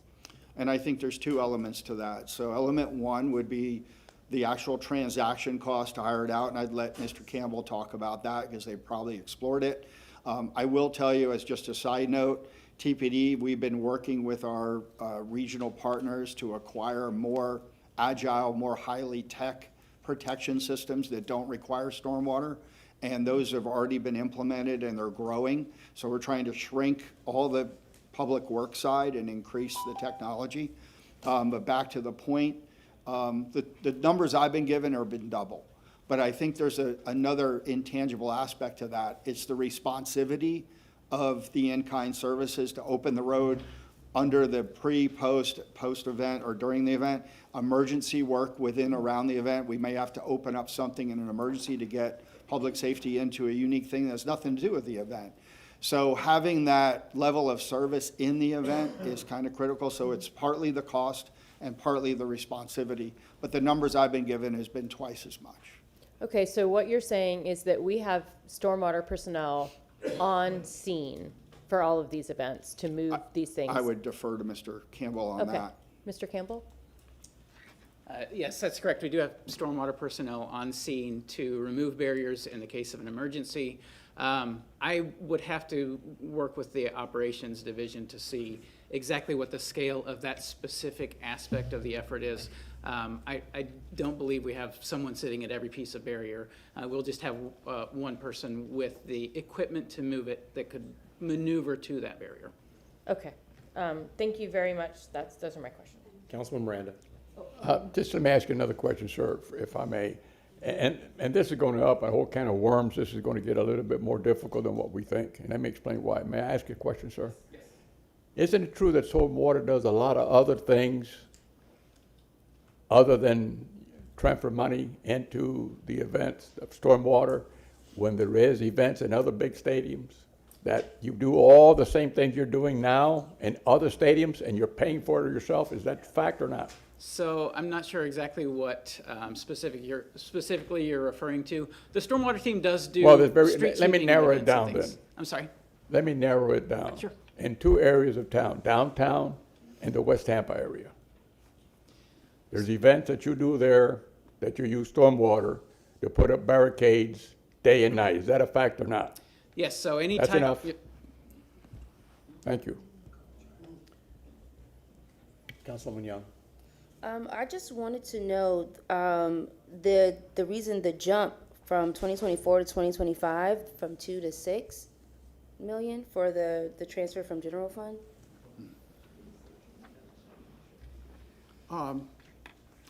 The adopted budget in '25 increased from 2 million in '24 to 2.5 in '25. Because again, we do financial analysis and we knew that they were going into some financial concerns. And we wanted to provide that extra $500,000 in sustainability. During the year, council made two motions or two requests to staff. The first one resulted in a $500,000 financial resolution to go from 2.5 to $3 million. And Brandon, you recall what that 500,000 was for? I believe that specific $500,000 was for ditch maintenance. Okay. And then following the final presentation of the closeout of '24, the fiscal year '24 budget, council requested of the administration to provide additional supplemental funding. And I do believe that was about $3 million for stormwater. And that was presented to council either the last meeting of July or the first meeting of August, and council approved that additional $3 million for stormwater in '25. Then when we did the '26 budget, knowing the sensitivity and the need to provide additional funding, the mayor approved additional funding of $1.5 million in the '26 budget based on additional budget increase from the department in order to sustain that level of service. Thank you. So, Mr. Bennett, I think it would be helpful before the public chimes in on this, because I think a lot of this was, there's a lot of information out there that wasn't rooted in fact-based evidence. Could you please just basically start from the beginning of our strategic approach of how we staff stormwater, how we, can you start from the beginning in an ABC, elementary way of explaining the city's approach to budgeting for these events, but using the mobility / stormwater department to facilitate this, and what the financial justification is? Sure. And you want me to stick specifically to stormwater mobility or across the entire spectrum? I think across the board, because I think generally, you kind of hit a little bit high level when you discussed all of the different type, the dignitary movements. We have the sports events that we have in town. There's a lot of things that happen between, the Buccaneers and the Lightning, and we're in playoffs, and we end up having some, if we win the Stanley Cup, and all these things. So I think you just talking about what the financial decision making is of how we staff mobility / stormwater, and how we use those resources, and then how that is paid for. Just get an ABC, a 1, 2, 3 kind of level of overview of it. Okay. And again, everything starts with a defined level of service, and everything that comes forward to council in a recommended budget is based on sustaining or exceeding those level of services. And that's what we're trying to do over the years by adding all these metrics. Again, back to council's support, after the budget started, there was a lot of online information about performance thresholds in stormwater, and we have now a pin map online that shows the work orders. So again, trying to increase awareness. But back to the point of deployments, everything is deployed around a level of service. One of the analogies I like to use is fire or police, because it's all about response time and making sure that we meet those industry standards. And if the expectations and experiences are larger than that, then we would come forward from the public and increase those resources to change those levels of service. My understanding from Stormwater, they're working on a 5-year storm level of service for the community. So whether we have a 10-year, 100-year, 1,000-year storm, that's something that, we have to look at with the climatic change that's going on. With a special event, every special event gets a analysis from those user departments, support departments, that comes forward on a monthly basis. And again, as I mentioned earlier, we've been asking all the hard costs to be paid on co-sponsored events, and we started reducing or increasing the city's gain on the soft costs, meaning the permits, because these events that have historically, just like the social act, have depended on a certain level of service from the city. We have realized a couple of years ago that that's not sustainable. And not only is it not sustainable financially, for the very reason we're standing here, we need to make sure that our priorities are focused on things like, again, that's been discussed already in the room. So shifting those opportunities, making sure we have the legislative backstop for it, making sure the approaches and the deployments are all the same. So when every department submits their ability to service that event, it has a dollar amount to it. And then whether it's paid by the promoter, or it's co-sponsored by the city, or it's fully sponsored by the city, that's in this historical journey, if you will, which has been going on since I was running Gasparilla right after 9/11. And so we're talking decades of pattern here of using city resources in public safety, public works, parks and rec to manage events. And then to the more narrow point, to Mr. Perry's credit, and of course other leaders like Brad and Gene and everything else, the fact that they infused stormwater with general fund dollars to not use assessment dollars was a critical move.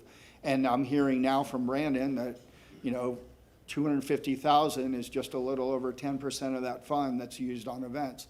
If we do outsource it, again, it's another level of service standard that we'd have to take a look at, which is why I recommend, to Councilman Carlson's point, that we do need to look at this holistically. We've been working on segments of it, but of course, when you get a spike in an issue like we just had with flooding and things, we have to, recalculate. And I think that's why we're here now. So it sounds like it sounds like maybe at least have another discussion at a workshop about special events and what we're supporting and the level of support we have for each one of these special events, maybe just at least for public disclosure and transparency.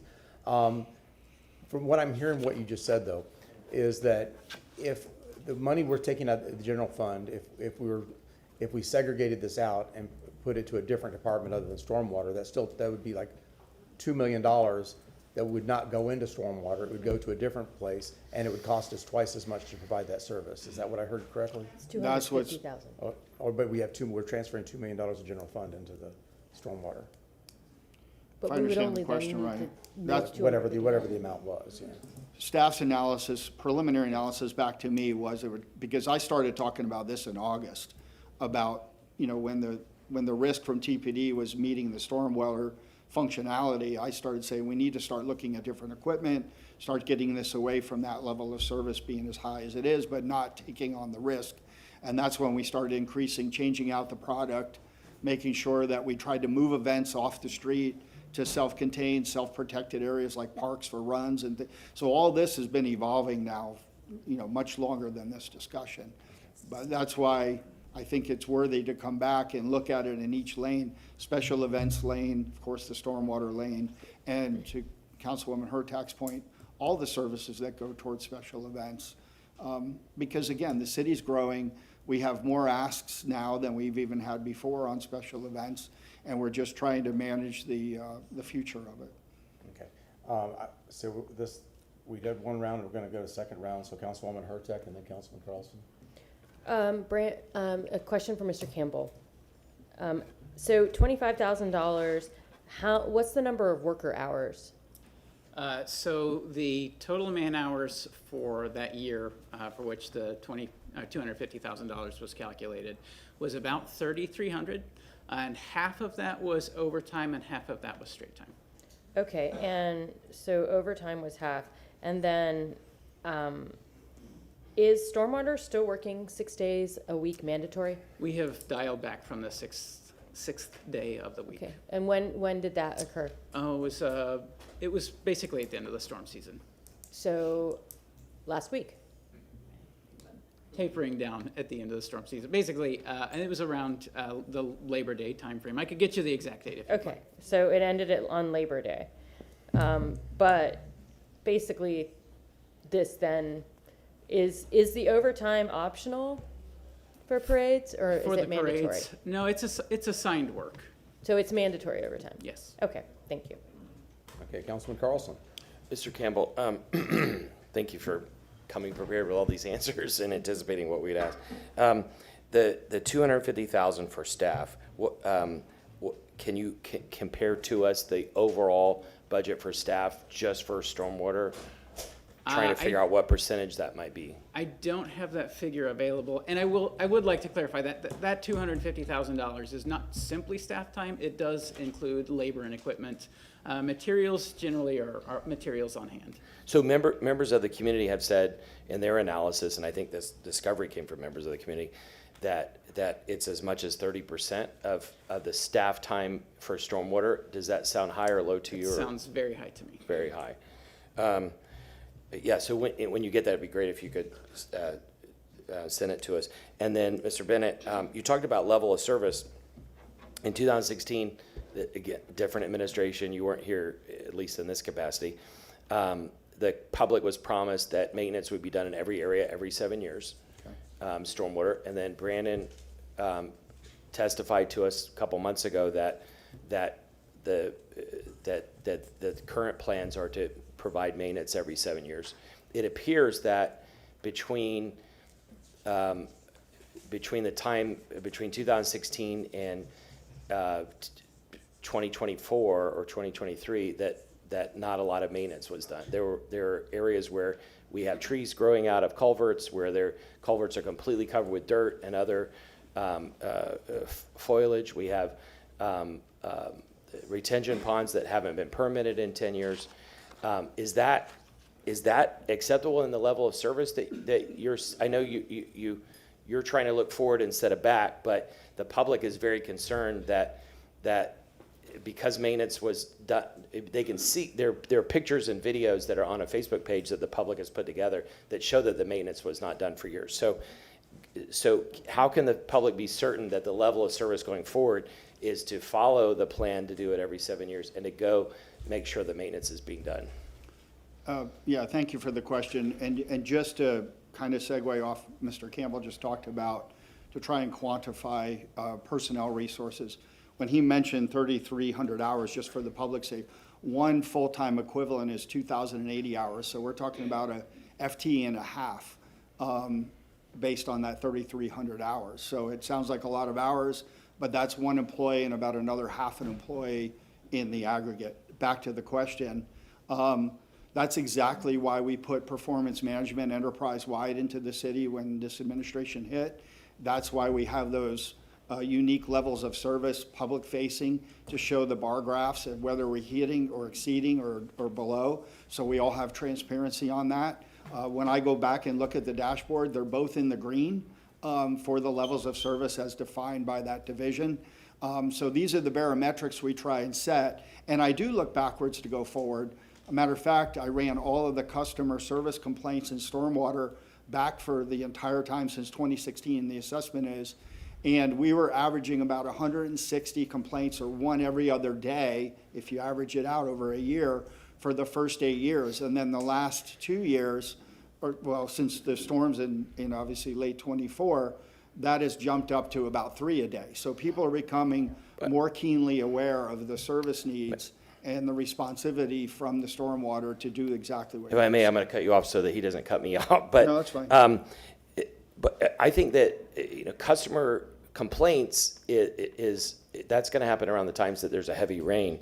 But the metric should be: are the ditches being dug and redug to the industry standard? Do the retention ponds have permits? Are the culverts cleaned out? One of them was full of water weeks after the storm. And so we have to have a maintenance system like that. I know Brandon's working on that, but we need to be able to tell the public that's our measure going forward, because it's not acceptable that all this unexpected flooding is happening. The other thing I want to say before he cuts me off is, going backwards, when the mayor sent that Nancy Graham a few months ago, she implied that maintenance has been done from 2016 until 2024, but we can see that it wasn't. And so if somehow she believes that the maintenance was done, I would love to see that, because the public has thousands of pictures showing it wasn't done. And I think from where you sit, you want to look forward and make sure that we do have a 7-year plan going forward. But I think the public would like to know why wasn't it done during that other period. But before he cuts me off, I want to say I think we ought to look at each event like a P&L, and maybe that's not the right term, but we need to know the total cost of each event. What are the in-kind services that we're providing for each event? And we need to think of them like the social services fund. We're probably in-kind giving a couple $1 million in services a year. I think that has to be included somehow in the budget process, so we know what is the cost to police, what is the cost to fire, what's the cost to stormwater. And we may be able to use in-house stormwater people to save time, but what should be happening is that in the accounting is that there's a transfer. If you look at stormwater as an enterprise and you look at parades or events as an enterprise, that one enterprise should be paying the other for a service. Now the transfer from the general fund probably should go to the parade or event fund, and then they would turn around and reimburse police and fire and stormwater. But we need to make sure that we're not taking that money away, and the amount that we move from the general fund over to the parades and events needs to be a robust discussion, just like the money we're giving to nonprofits. Because if a small event is costing the public $500,000 in in-kind services, that's a serious question about whether we should do it. We all like events, and having more events activates our city, but we could be spending millions of dollars and we don't know it because of the way it's presented. Thank you. Councilman Miranda. This is what happens when you leave a city that was cigar makers, an American can, Continental can, and Reynolds Aluminum that made cans, and that was the majority of the people worked at. We become a different city. We're a tourist city now. We're one of the finest tourist cities in the country. We rank number 1 or 2 in hotel occupancy. Why? Because we have events for people to come to. That's why you have different factors now. You have people that are AI, IA, whatever hell you want to call that thing, and all these companies that moved into the east here part of town. That you have buildings there that I want to walk around and say, man, I'm in a different city here. But that's what made the youth people come and stay in Tampa. People that lived here went to college somewhere and stayed there. And people come to the University of Tampa and they stay here. So we have a city that's booming. I always say, when I was a kid, we had nothing and everybody was happy. Now we have a hell of a lot more and no one's happy. We have a problem. But when we talk about money, we have to talk about all the money, not just stormwater, not just this. When you look at the events that we're paying for other areas and the police and fires, that has nothing to do with stormwater. It's about $250,000 an event in a certain place. You can challenge me anytime you want, all of you. That's number one. And that's for 30 years. When you look at parking from Kennedy down south, on game day, it's all theirs. For 30 years. I would imagine that in those two areas alone, you're looking upward of $150 million that you gave away. And no one's talking about that. They're afraid not to get reelected. I ain't afraid to get reelected. I never have been. But I think different than most because I had nothing. And now that I have something, I still have nothing because I'm 85 years old. Where am I going with it? But I still have this brain here that memorizes every fact and figure that I look at times, if I wanted to. That 250,000 in the 2027 will change to 500 to 600,000 because the cost of operating the police and fire has gone up from 1996 to 2027. And you and I go pay for it. And you're happy, I'm happy too. So you have to have some of these events if you want to keep the young people here, if you want to keep the city moving forward. There was no hotel here, none. We were losing our Yankees at the convention center until it started with one hotel, the Marriott. Now it's been there 30 years.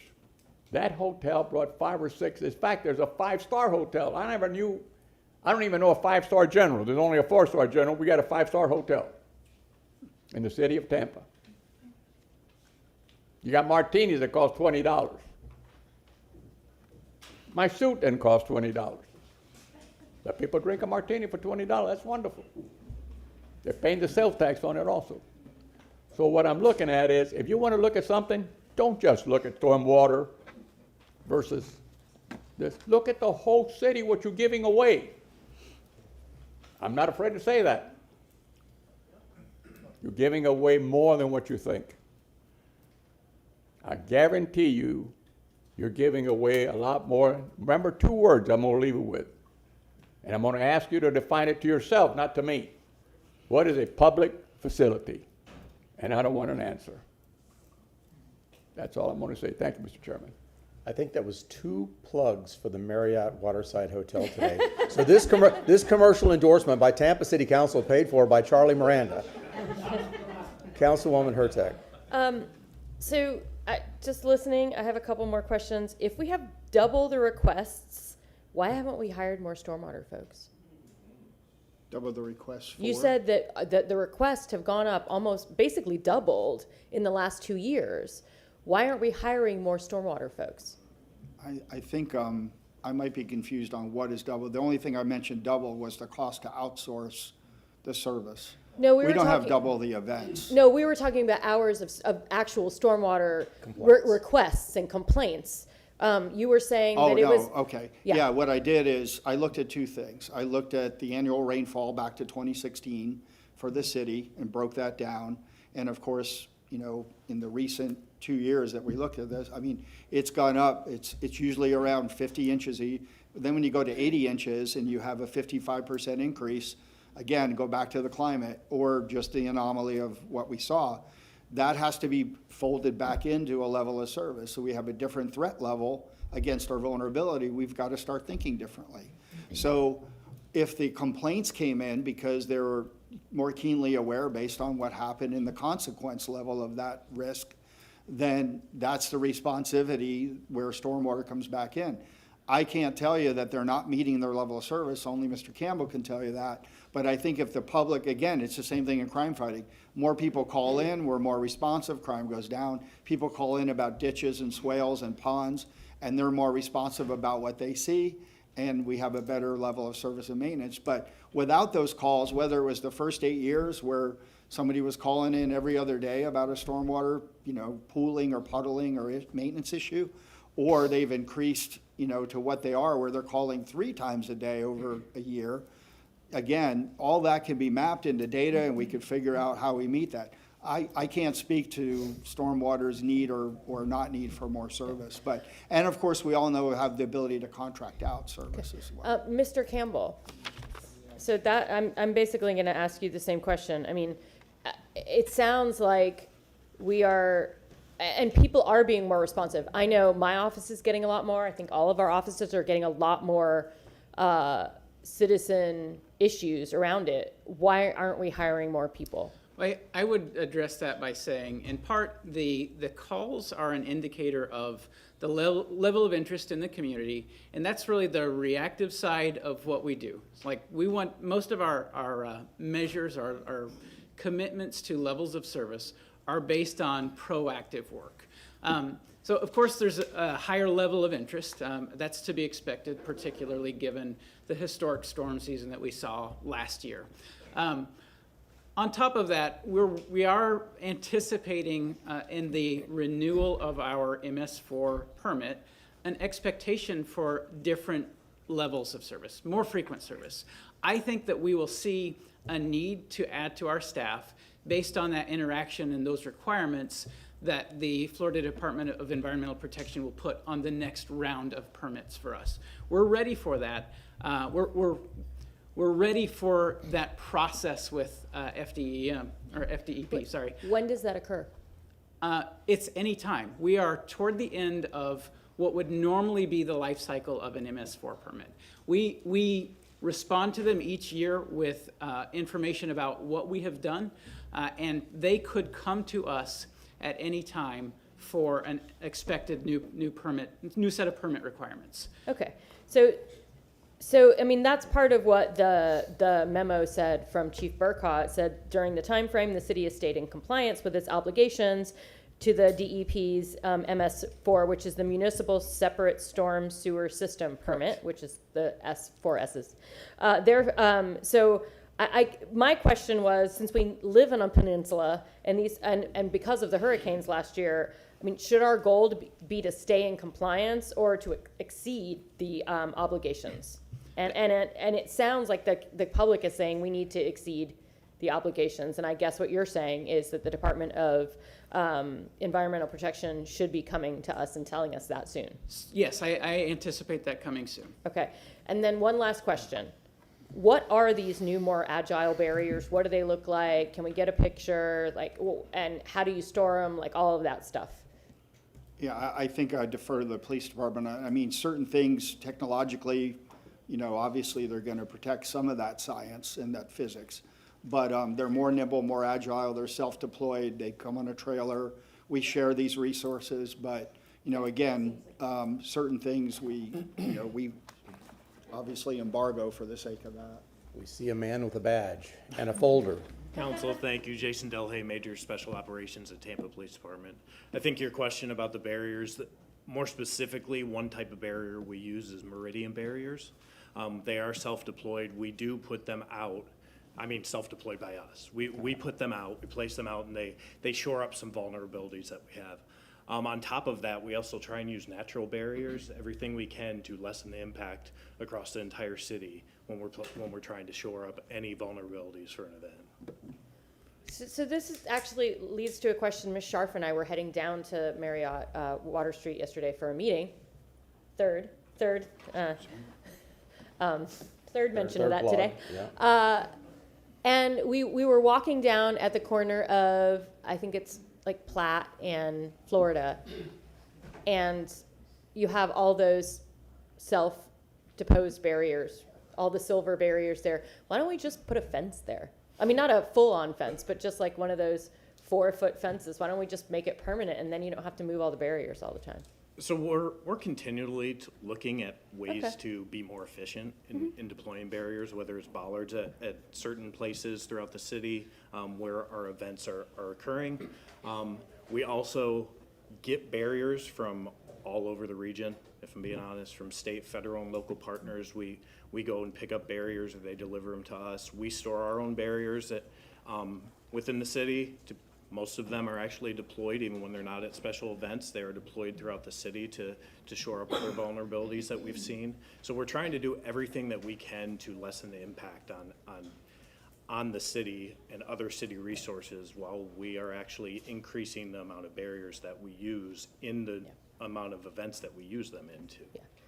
Yeah, I appreciate that, and obviously, no one here is saying we don't need the barriers. I think that's been one thing that we are very clear we need them, but how do we get them to you? And so I appreciate that you're looking at new ways that we could deploy them, make sure, there's all sorts of new stuff going on. So I appreciate that y'all are on top of that.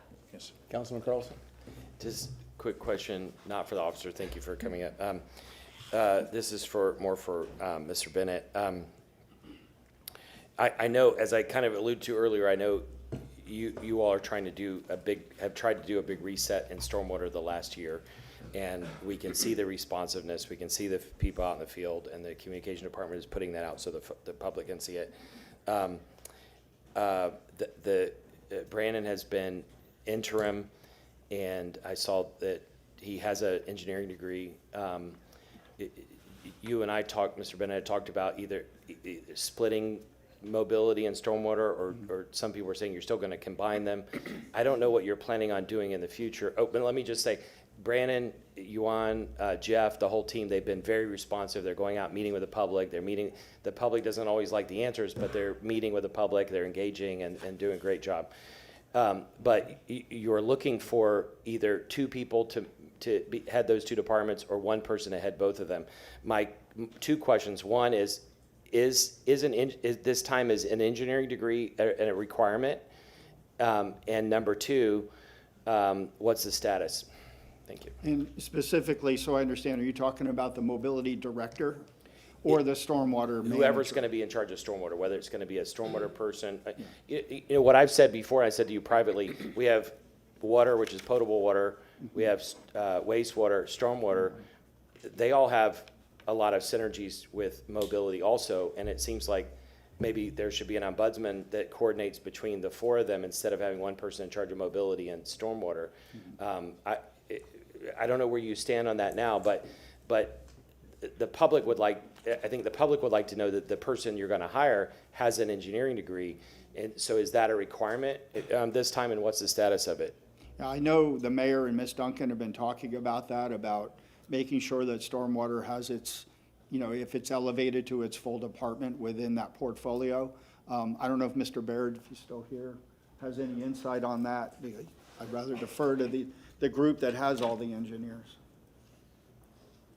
Brad Baird, Deputy Administrator of Infrastructure. The stormwater was part of the Department of Sanitary Sewers back in the 90s and early 2000s. And then when Mayor Iorio came in 2003, she actually made stormwater a separate department. And then later on, that department was combined back with Stormwater and Transportation Services Department, as it originally was before it was in the Department of Sanitary Sewers, which was in Department of Public Works. So, quick history lesson, I think. But do you think that's relevant? But I think to the point is, but maybe you or Brad could answer. Is it important that the head of stormwater have a degree that enables them to oversee stormwater, like a civil engineering degree or something like that? And then for Mr. Bennett, what's the status on hiring someone? Yeah, so, the engineering departments, it's ideal to have an engineer in charge, and Brandon is a professional engineer in charge of mobility, which includes stormwater, but it doesn't have to be. When stormwater was a separate department, the director actually was not an engineer. But ideally, yes. Thank you. And your question on the status of hiring either a mobility director or separating, those conversations are still happening with the mayor and Ms. Duncan. So I can get back to you on actual timing and whatever the job description changes may be for that portfolio and that space. Thank you, and if there's some way to make it public, because as I said, the public likes working with Brandon and Yuan and Jeff and others, but because we're all not sure if Brandon's still going to be in that position, the public wants to know who they're going to be talking to in the next few months, so that they would like to know the status. And Mr. Chairman, I think there's two other points I'd like Mr. Campbell to make. One is, we were talking on the side a second ago about how often this level of service is audited, and also the rating system for our flood, that has gotten improved over time with the city. So if he could just touch on those 2 points for the sake of the public. Yes, so I know we talked. Start with your name again. Okay, Brandon Campbell, Interim Director of the Mobility Department. We talked a little bit about the MS4 permit and the program that drives that. That is led by the Florida Department of Environmental Protection. And they do actually audit us every third year. That's their current schedule. I did happen to bring the audit report from the most recent one that was done in July of 2024. And it was reviewing the reporting period of April 1st, 2022 through March 31st of 2023. And there's a lot of detail in it. I don't think it's probably worth your time to go through it here and now. I'm happy to provide the whole report should you wish to see it. We can upload it to OnBase. But I just did want to make sure that you all are aware that we are in compliance in every part of that permit that they had checked. They do an on-site visit. In the intervening years between that third year audit, they do a desktop review. We submit to them a whole lot of paperwork demonstrating our compliance with the permit requirements. That does not necessarily answer the question, should we go beyond the compliance with the permit requirements? That's, of course, a conversation that we would welcome. But just to assure you all that we are in compliance with those requirements, I did want to bring that. The other thing that Mr. Bennett had mentioned was our community rating system. That is being driven by our Stormwater Master Plan, the effort that you all are updated on quarterly. I believe 2 weeks ago was the most recent quarterly update. And as we develop that master plan for all of our different watersheds around the city, we anticipate seeing a reduction in insurance premiums for flood insurance because of the advancement of our program. Thank you, Mr. Campbell. Okay, I think that's going to conclude staff's presentation and our discussion on this. We're going to move on to public comment. A reminder, cap public comment on item number 64 only to 15 minutes. If you are here to speak on item 64, if you would please line up against the wall to your right, to council's left. Anybody here for 64? Because I'm going to divide you guys. You have a maximum of 3 minutes. If we have not that many people, that's good, okay? Did you say we have 3 minutes? Yes. For item number 64. Unless we have too many people, then I'll cut it. But if we only have a few. Okay, yeah, okay. Okay, it looks like we only have 4, so it'll be 3 minutes each. Mr. Adair, start with your name. All right, James Adair, resident South Tampa. I think that there's a lot more progress that's being made that we didn't hear today. I had a much better conversation that was more informative earlier, so I think details matter. I don't get to make motions, but I think that having your community advocates, the staff, and the heads of the departments come up with your questions, have that as its own meeting, and then have a workshop. We just didn't get any new numbers today. I think possibly there's a hope or a thought that the people don't care about the details, but this crowd likes details. So, in prep for this, I was able to make a video to keep it short and concise.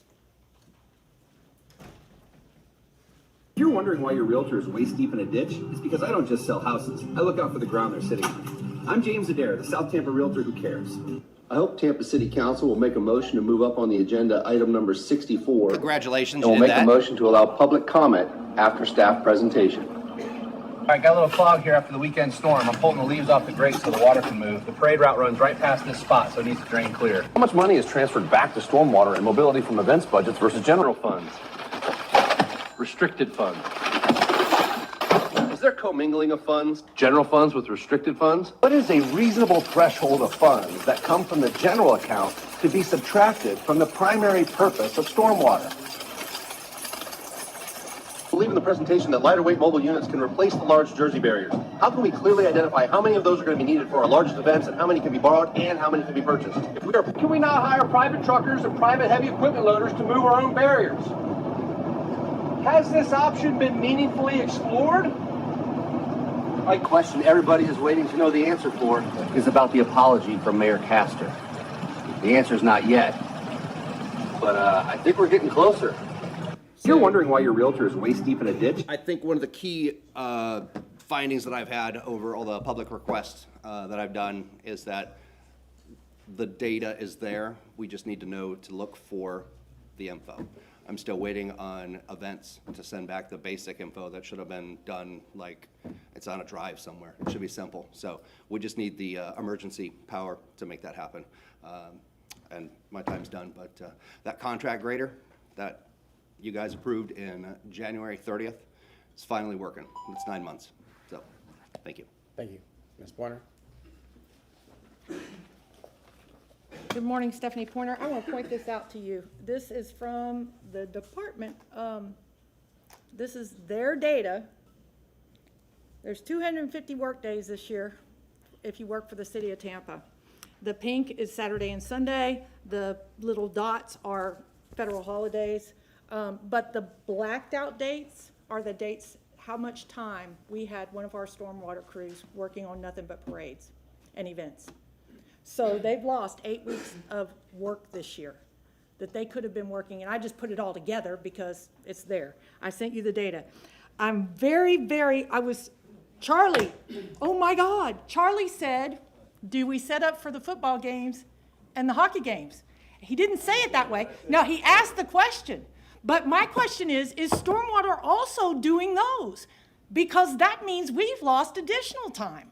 Okay, I've never heard it before. I've heard about TFR being at the stadium. I've heard and I've seen city council approve money for TPD to be down in these places, moving people around. And there were no work orders for that.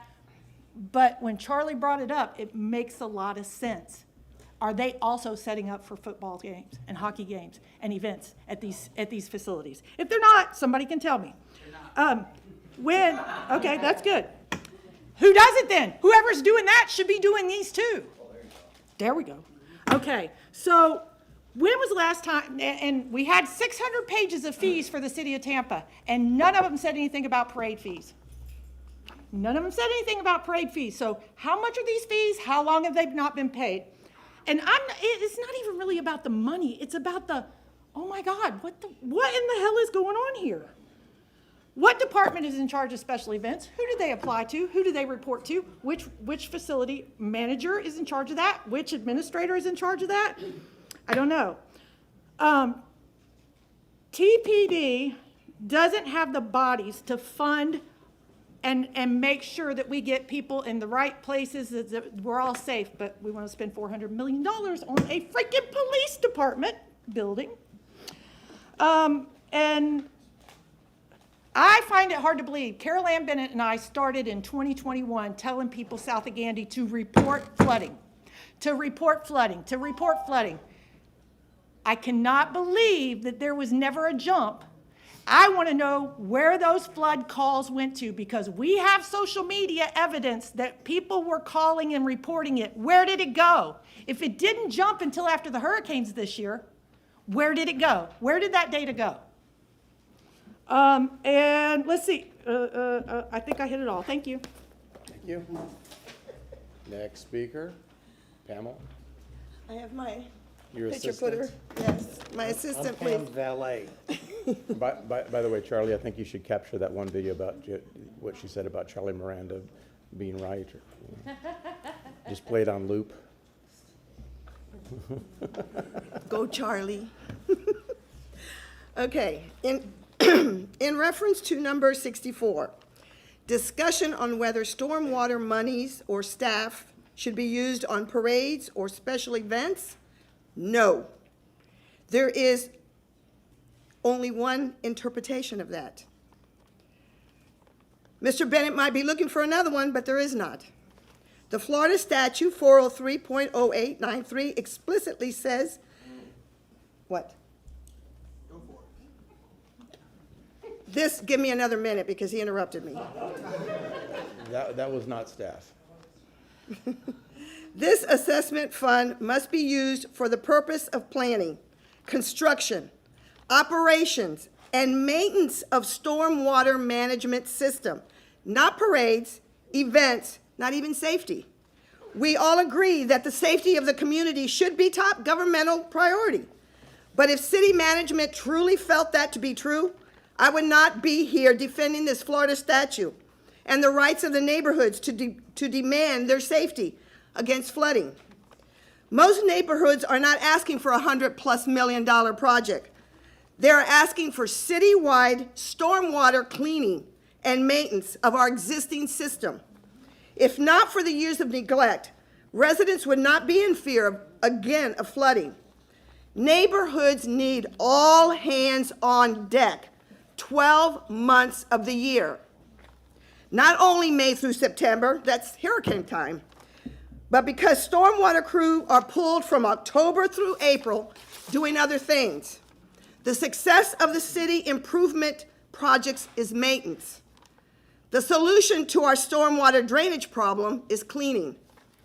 On Tuesday, I hope you have the right picture, December 2nd, we had rain for less than an hour. And I have pictures of flooding. That's right, stay right there. On Del Mabry, shows flooding areas on Del Mabry and Henderson, Del Mabry and Neptune. And these city improvements were done in 2019. Every new project has to be tied into the existing system. I'm going to talk about Palmacia Pines. There are two facts that will affect flooding in that area. The new stormwater system project on Kennedy will allow more runoff from Kennedy with the addition of new pavement graded for drainage into that area. Number two, new inlets and drainage pipes will connect to system in Palmacia Pines. As of November 18, 2025, there are areas that need cleaning. You can show all that. There's asphalt in the drains and debris, and there's still debris in the ponds. Palmacia Pines needs to be addressed first. This piece of paper is a permit that says those pumps need to be done daily. Not yearly, Thank you, Pam. weekly, daily. Thank you. Here, put it on there so they can see it. That's it. You see it? Right there. That's it. Thank you. Thank you. I love you all. We care for you. Good morning. I'm Tara Bluma. I wanted to talk about some of the things that were said in your presentation a minute ago that were deeply concerning to me. Interim director stated that the stormwater season in Tampa starts to end around Labor Day, which is of course inaccurate. We know that that's can be leading into the most busy time for our hurricane season, and that's deeply concerning to me.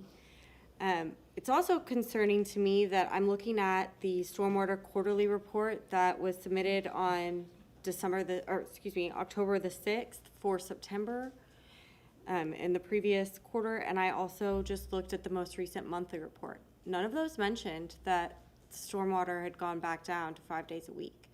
They're in front of you a lot now, reporting on their activities, and that's a pretty significant decrease in what they've been telling you, and I'm wondering why that information hasn't been shared with the public. On the parades, sorry, I lost my train of thought. Of course, we shouldn't be spending any stormwater money on parades, and I'm concerned that the numbers that they gave you are inaccurate, because how do they know that? Where's the reimbursement resolution that shows that money coming from the general fund back into stormwater. That was a pretty clever web of words that they said that, well, we gave you some extra general fund money, so then we're gonna pull money out of that pot, and it's all kinda gonna work out the same. And then for the parades, who is deciding who gets to have a parade? Who gets to have some of the costs shared with the city of Tampa versus who has to pay full price for the parades? Is there a committee making this decision? Is this an administrator? And is there a budget? Do they run out of money at some point and say, okay, the rest of the parades for the year are full price? I've never seen any data of that, and I don't know if that exists. So I would be interested in asking that question too. Thank you. Thank you. Steve McLean would be the last person to speak on item 64. People That- haven't that was fit- used their full 3 minutes. Yeah, 45 will be at 15 minutes. I'll be short and sweet. Okay. Maintenance is the key here. It always has been. And getting that information out and getting those crews working. And council asked the appropriate question was how many crews are out there and how are they working? If we don't get maintenance under control, there is no capital project that can make up for it. You can't bypass the existing system without doing the maintenance first. And the second part of that is the distribution of salaries and admin costs versus the amount of money going into actual crews that are working in the field. Those are two critical elements, and council as well as the public. We will be examining that and looking at it and bringing it to your attention frequently. When these issues come before you for budget amendments, get on the maintenance side, make that the first priority. The capital projects, they're not needed, certainly not in the $100 million range, not needed instead of repairs. Repairs and maintenance should be the first priority. Anyway, I'll defer and allow my friend over here to We're going to speak. go over, so I need a motion to waive the rules to exceed 15 minutes. We have a motion from Councilwoman Hurtak, a second from Councilman Maniscalco for one. Allow the final two speakers. I think it's, yeah, okay. We have a motion, we have a second. All those in favor say aye. Aye, opposed, ayes have it. Liz?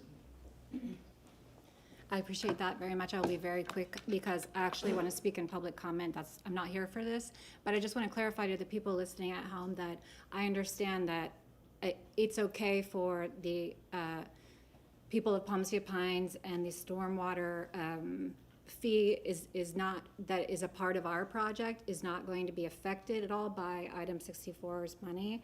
So for people listening at home, I personally am okay, and I am not speaking for my community because I don't have that right, but I personally am okay with item 64. I trust the Stormwater Department to know how to use the funds.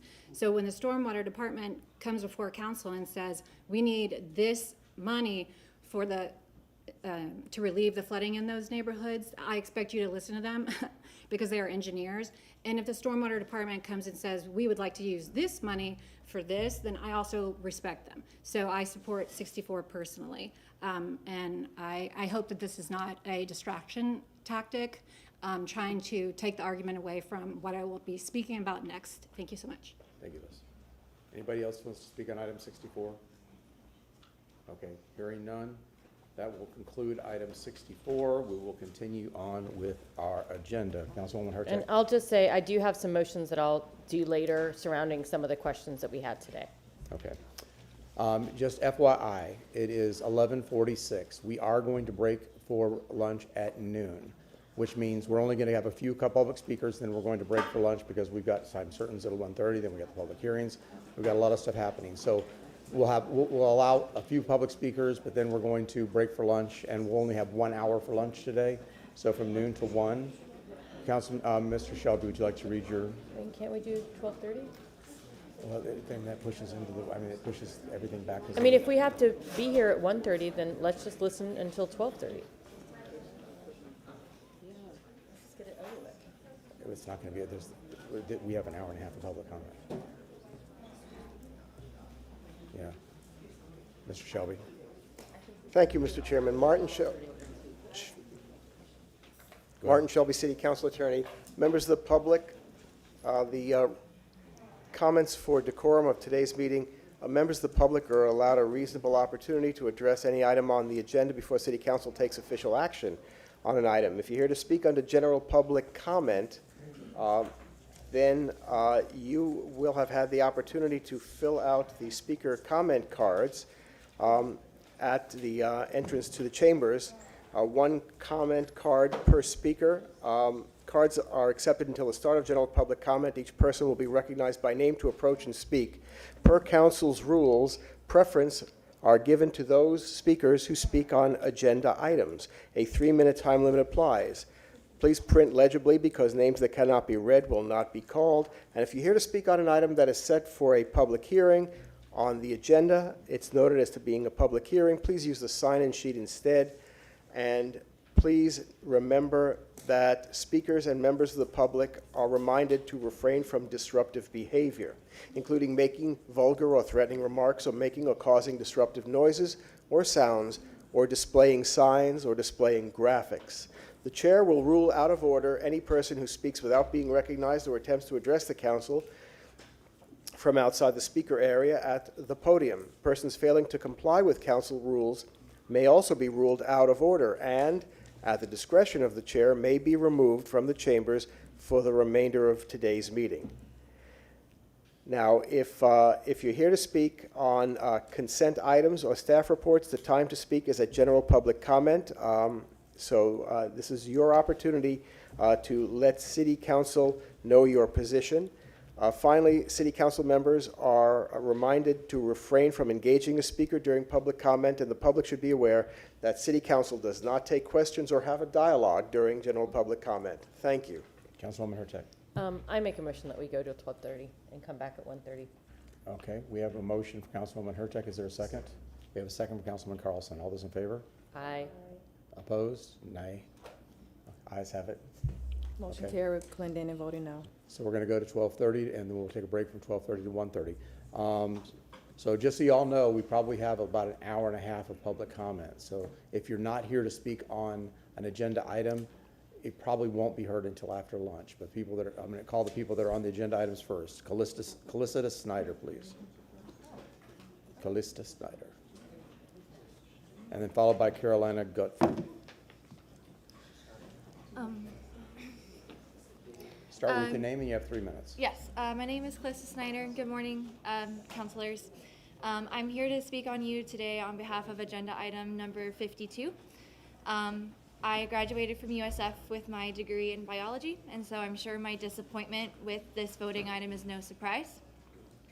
USF has consistently tried to develop the land in and around the USF Forest Preserve, a vital piece of green space in Temple Terrace, which is vanishing every day. The Forest Preserve offers students and neighbors. It is a public hearing. I'm sorry to interrupt. Item 52 is a public hearing. Therefore, the time. I've waited 4 hours for this. Understood. They can do one or the other. Yeah, It's a legislative matter. It's what's council's pleasure. They can do one or the other. Not always, no. Only if it's a legislative matter, not a quasi-judicial matter. Your website? I'm going, continue. It's Thank you. Sorry, the website said 10:30. I got here No, at you're 8:45. good. Go ahead, So, go ahead. yeah.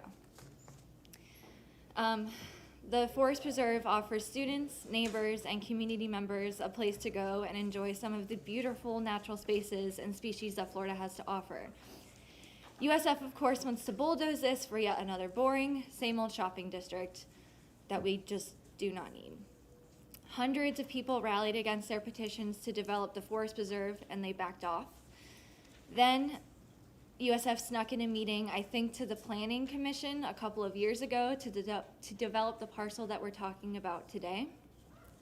Luckily, the community was able to quickly rally, and almost 24 speakers, again on short notice, showed up to that meeting, and absolutely no one spoke in favor of this development. USF claims the land costs them hundreds of thousands of dollars a year to maintain, so my ask is, why not leave it green? Why not let nature fully reclaim it, as we were already seeing? Why not let the land formerly known as the Claw become a true buffer zone between the Forest Preserve and the city, and not the shoddy, half-baked attempt at a buffer that they've included in this plan? City Council, the members of your community have come out against these plans numerous times. I'm done trying to convince USF the right thing to do. but I'm sure you will see how your voters want this to go, and not just the money that USF and developers want. People want natural land. Florida is beautiful. People come here for our natural land, and we're eating it all up with Chipotles and crumbles and all this other stuff that nobody needs. Nobody wants a hotel. Nobody wants, another hotel on USF land or another shopping district or another restaurant. We need green space. And people have come out time and time again to tell USF this, and they just won't listen. So I'm asking you today to please listen. Thank you. Just because I know there's probably other people out here that are talking about 52. 52 is not about the claw today. It's about the stadium area on USF, FYI. So, FYI, just information. Okay, thank you. Okay, Carolina Gutfried. Carolina.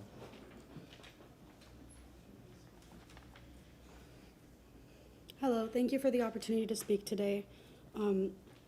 We're talking about agenda item 52.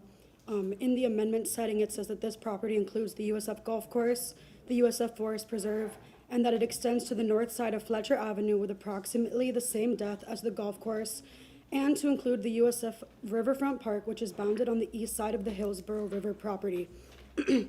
This directly contradicts the statements that USF has put out, as they say that the Fletcher District project does not include the development of the US Forest Preserve, but the amendment setting document does include this. So I think that that's contradictory and should be explained better either by the university or by the city council, because if this is passed, it will be passed with the verbiage that's in the amendment setting, which again contradicts what USF has been telling the public. We aim to oppose the construction of a mixed-use development in the USF Claw Golf Course. The Claw borders USF Forest Preserve, and the construction will disrupt the habitats of the animals who live there. Migratory species like the heron, egret, and ibis call this land home, and with the increase in noise, light pollution, and degradation of the borders of their habitat, we will be failing to protect these species, which are protected under the Migratory Bird Act. Although USF plans a buffer zone, it will not be enough to prevent invasive species, domestic predators like cats, dogs, and chemical runoff from entering the forest preserve. The forest preserve also experiences prescribed burns, and this smoke will dissipate into the new development. Again, it is unclear whether or not this construction will take place in the USF Forest Preserve, and we also strongly oppose any construction in the USF Forest Preserve, the Riverfront Park, and along the bank of the Hillsborough River. Besides environmental impacts, the roads surrounding this development are run down and not equipped for the traffic increase that will come with building over 700 new beds. The nearest bus stop to the Claw that are on campus have been decommissioned for over 2 years, so it will increase strain on the roads and make it less accessible for students to access these spaces. As a USF student and a representative of the Clio Institute, I know that we need more green spaces. The Claw has been rewilding since its shut down in 2023, and its biodiversity has increased.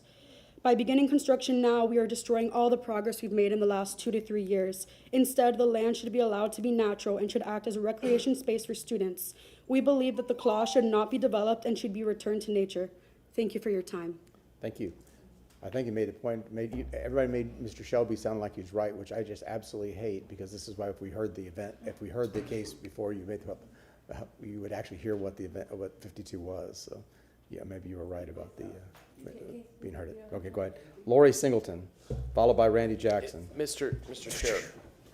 Yes. To your point, though, if we're going to hear testimony on that, the public should hear at least some brief on what it is that we're doing today, because we're not approving that project. Yeah, exactly. That's what I said. I hated the city has no jurisdiction over approving that project.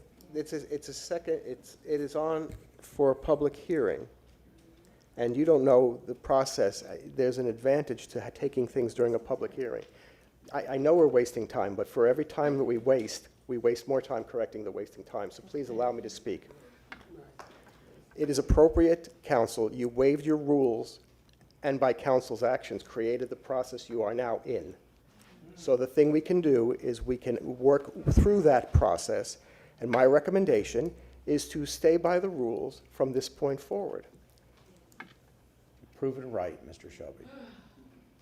Lori, start with your name. Lori Singleton. I'm a Palmacia Pines resident, and I'm here to ask for your support of the Howard Avenue Flood Relief Project. First of all, I have to thank each and every one of you, even if you don't agree with me, for your service on the Tampa City Council, especially you, Mr. Miranda, because I know that you've supported Tampa Fire Department endlessly throughout your career. I'm a retired City of Tampa firefighter, and I can't fail to acknowledge that it's been your role, the role of Tampa City Council, that allowed me to purchase a home in the first place. So thank you for that. I was born in Tampa, Florida. I grew up in Lutz, and as an adult, I chose to live in South Tampa. I've lived there probably since about the late 80s. And I bought a home in 2002 in Palmacia Pines, which, by the way, I just found out about a year ago. That's the name of my neighborhood. And I purchased a home in 2002. Unfortunately, as you all know, we experienced a significant flooding event last year. And as a retired firefighter, as well as a long-term resident of South Tampa, I understand the gist of what South Tampa is. We're near water. I've seen flooding throughout my time there. I've seen jet skis being ridden down Bayshore Boulevard. So I understand those kind of risks of living in South Tampa. But this wasn't a flooding event. This was a drainage event. This was a lack of infrastructure that is servicing my home. And I'm here simply to ask that you give us some relief from the flooding. I don't want to have to deal with flooding again. And I understand it's coupled with, there's necessary maintenance, but there also needs to be improvement to the infrastructure in an area that has wildly developed over the last 10 years. So I'm just asking for your support. I don't want to flood again. And again, I thank each and every one of you for your time and for considering us. Thank you. Thank you, Lori. Randy Jackson, followed by Danielle Garcia. Randy Jackson, are you here? Oh, there. Assistant City Attorney Mike Schmidt. Randy Jackson was here for item number 4. He's Right. here for reappointment. He just had to step out because he had other commitment issues. So he said he's happy to come back or if City Council wants to hear from him. Okay, very good. Danielle Garcia, followed by Stephen McElhaney. Danielle Garcia? Nope, Stephen McElhaney. Followed by Carol Ann Bennett. I'll defer to somebody else to speak now and come after lunch. Okay. I will throw you in the back of the pile. Carol Ann Bennett, followed by James Adair. Is James Adair still here? No, he's gone. Okay. I thought I saw him leave. Followed by Eric Gardino? Carol Ann, start with your name, please. It's the wolf. Oh. Did everybody see that?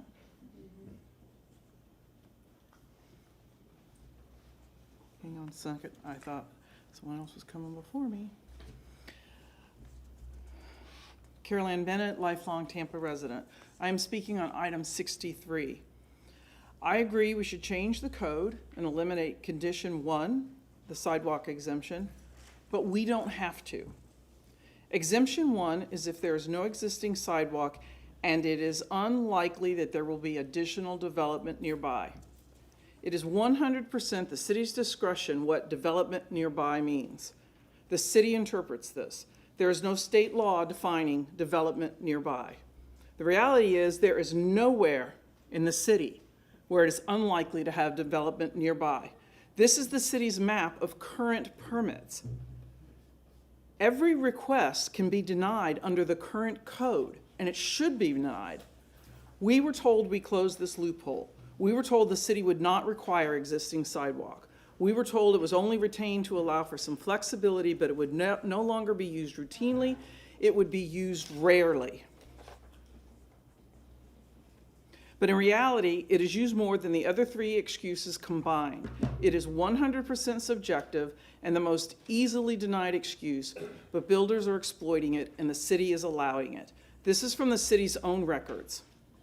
The city told me that they look at active building permits in the area and whether multiple building projects are occurring simultaneously. They do not quantify this vague criteria, and that guarantees no consistency or predictability. What is the area? Is it next door, a mile away, 2 miles away? How many active building permits? 1 permit? 10 permits? And why do they need multiple building projects occurring simultaneously?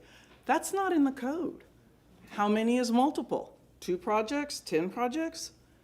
This code is supposed to provide a long-range, big-picture plan to create sidewalks over time. Simultaneously is the most short-term, small-picture plan possible. The city is choosing to produce less sidewalk. Tampa either has a goal of more sidewalks or a goal of less sidewalks. They will achieve the goal they choose. Please make changes for more sidewalks and eliminate anything that means less sidewalks. And I just want to demonstrate how much confusion there is in how to implement this. This red, and this red are being built right now today. All 3 of them are simultaneously being built. These 2 asked for an exemption because there's no existing sidewalk and there's no building nearby. It was approved. There's 3 of them being built at the same time. This one was built last year. And I just want to point out, talk about long-term consequences. No sidewalk, no fee. No sidewalk, no fee. No sidewalk, no fee. No sidewalk, no fee. No sidewalk, no fee. No sidewalk, no fee. All the blue were built in the last 10 years. Most of them in the last 5. Eric Garduno, followed by Dick Powers.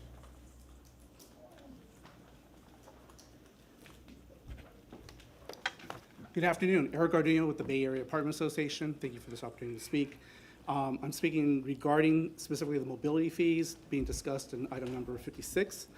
On behalf of the Bay Area Apartment Association, we certainly support the conversations that have been had thus far about bringing in the impact fees over the course of several years, sort of phasing them in. That said, we do have some concerns about the calculation of the maximum impact fees that were presented in the report. I have some documents here. We sent you all a letter earlier that sort of walks through some of those documents, with links to those documents, but let's just go through this real quick. So in the Tampa Mobility Fee Study, it specifically indicates the legislative framework, the requirements that the fee has to abide by. One of those requirements is to ensure that the calculation utilizes the most recent and localized data available within 4 years. So that's state law, that's a requirement. The data utilized in the report, to calculate the fee, it's a complicated fee. There's a lot of different elements that go into it, but one of the elements that we identified, person trip factor, is set at 1.69. That number is used to calculate every mobility fee indicated in the new report. So that's where it's set out in the current report.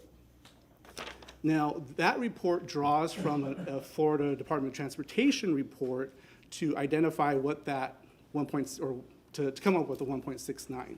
That 1.69 is listed here under 2018, but as we noted a moment ago, the requirement is to have the most recent and localized data. So in that same report, right next to it, is a 1.4 number from a 2020 study that Hillsborough County used for their mobility fee. So, and this is the report itself, the mobility fee study from Hillsborough County, where they use the person trip factor of 1.4 to calculate their fees. Now, again, as noted, it's kind of hard to see, but every number in this Tampa fee study is using 1.69 to calculate the fee. We posit that the most recent and localized data is actually the Hillsborough County study that used 1.4. If you compare what you can get out of 1.69 versus 1.4, you're going to see a big difference on every one of those items. The first, these are 3 items straight out of the Central Business District section. You can see in multifamily, that first line is what's in the report. The second line is utilizing the 1.4, and you got a $450 difference. You go to the other different line items I have listed here, single family, $1,000, over $1,000. Hotel, over a $1,500 difference. So from our standpoint, we believe that the fees as currently calculated overestimate the Thank you very much. cost. Dick Powers, are you in the room? Okay, just making sure. Let's see, Carlos de la Guardia, and then we'll go to online. Carlos?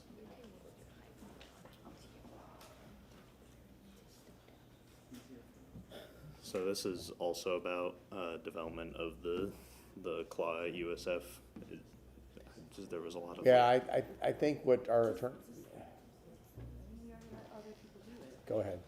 Okay, well, I can basically reiterate what they said previously, in that the planned development of the claw, which has already been essentially dilapidated for several years now and being reclaimed by nature, is dangerously close to the forest preserve, and any sort of development of this would begin to encroach on the buffer zone that this forest preserve needs between it and the city. And when this had come to hearing a couple of years ago, it was talked down by members of the local community, because nobody supports this.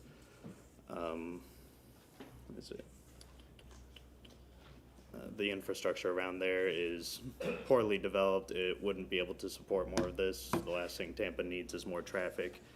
And just within the university and Temple Terrace area, there's a lot of sort of sparsely developed, like, empty parking lots and strip malls and stuff that could be better utilized than a sorely needed green space in a city that's rapidly running out of it.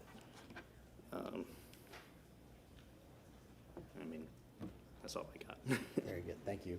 Michael Randolph, is it afternoon? It is good afternoon. Hello? Good afternoon, Michael. Thank you for being patient. Good afternoon. Well, it's been a long day. Thank you very much. So over the last 3 months, we've explained how artificial intelligence can empower residents in underserved communities, giving them tools to increase income and expand opportunity. This week, we shift from our focus to Web 3, examining how decentralized technology can support community development. Low-income communities have traditionally been denied access to capital. The Web 3 connects to a modernized version of quants: unity, self-determination, collective working responsibility, cooperative economic purpose, and faith, blending traditional with digital intervention. But what is the Web 3? The Web 3 is a new kind of internet technology that can change how money, power, and ownership works in our community. Instead of depending on banks, government, and other charities, which often leave our low-income neighborhoods, the Web 3 lets people join together and make decisions and share resources together. What are some of the benefits? Access to money. Digital wallets and stable coins give people safe ways to save and spend money without banks.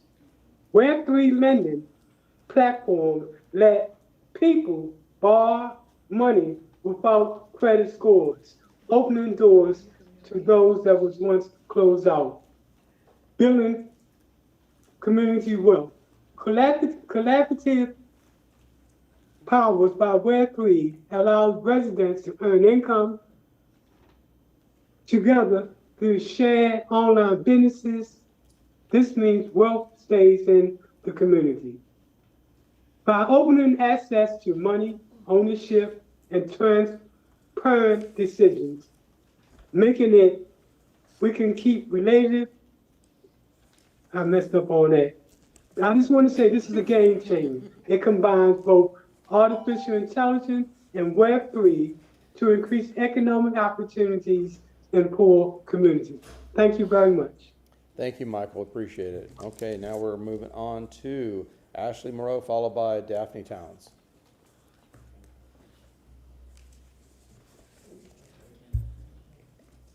Hello, my name is Ashley Morrow, and I'll be sharing Tampa's Black History. I've been here on Thursdays sharing documented history about Tampa, particularly the stories that have been overlooked, misunderstood, or replaced with myths. Today's presentation walks through Tampa during the Civil War and answers one important question: where were Black people in Tampa during that time?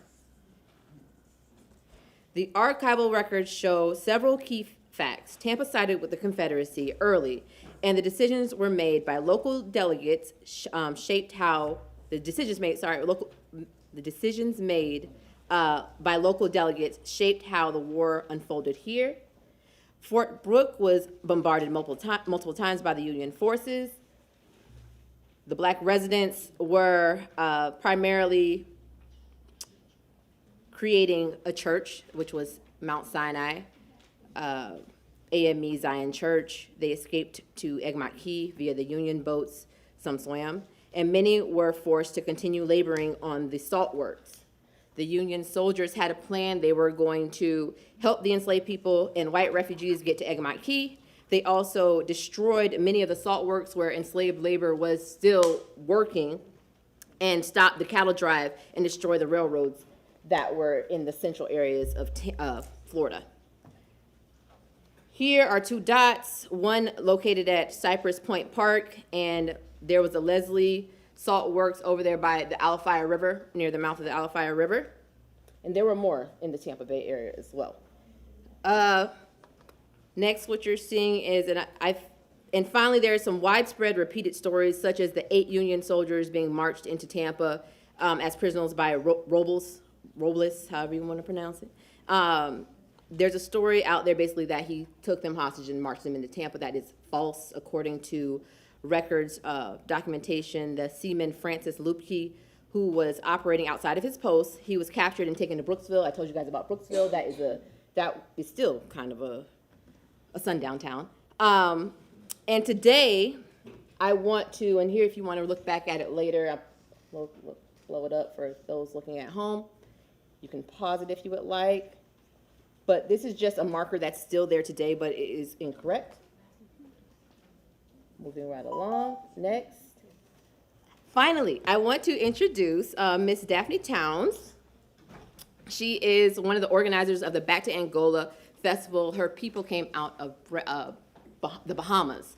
The people, when they left Angola, I think 1821, about 90-something, 87, escaped to the Bahamas, and she's a direct descendant of Angola. So she's going to share about her event. Thank you. Ms. Towns. Good morning, council members and audience. It's a privilege to be here Start today. with your name, please. My name is Daphne Towns.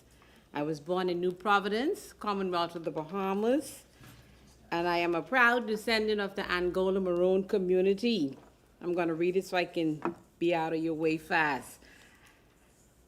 I live in Bradenton, Florida, and has been a resident in America for the past 33 years. I currently serve as the president of the Oak Tree Community Outreach, Inc., the organizers that are behind the Back to Angola Festival. It's an honor to share with you the purpose and significance of our upcoming event.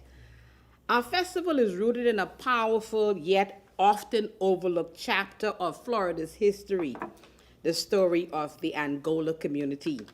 Between 1812 and 1821, Angola was a thriving Maroon settlement located in what is now Bradenton.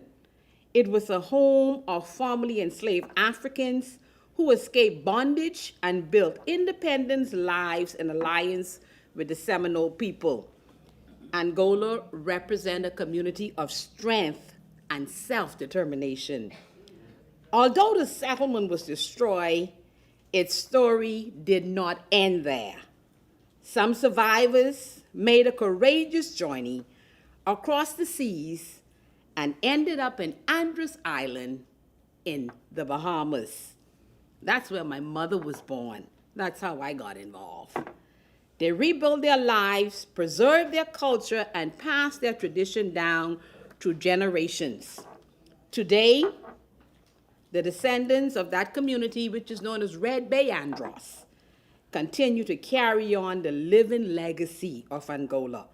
The Back to Angola Festival, I created this festival so that we would honor the journey. But it is more than a cultural event. It is a homecoming. You know when you go to family reunion, it's homecoming. So we reconnect Florida and the Bahamas through shared history, celebrate a legacy of strength, and brings deserved recognition to a chapter of history that has shaped our region. I remember I was born in '62 and my daddy was working in the contract in Sarasota, Florida. Imagine that. I'm in the Bahamas and my daddy comes to Sarasota. Oh my God, when he came back, we were the richest children on the block, suitcases and suitcases of goods. So I remember those good days of the contract. The festival highlights art, history, genealogy, cultural exchange, and community unity. It brings back economic activity, educational value, and cultural enrichment to the Tampa Bay region. Most importantly, it brings the story of Angola back to the land where it all began. Thank you, Daphne. And I'm happy to be here today. Thank you. We're happy to have you. David Cornell, followed by Stephen Gurnish.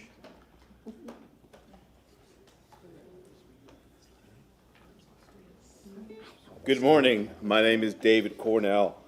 Councilman Maniscalco, this is dedicated towards you. This is a 2.5-minute presentation. Uh-oh. Uh-oh.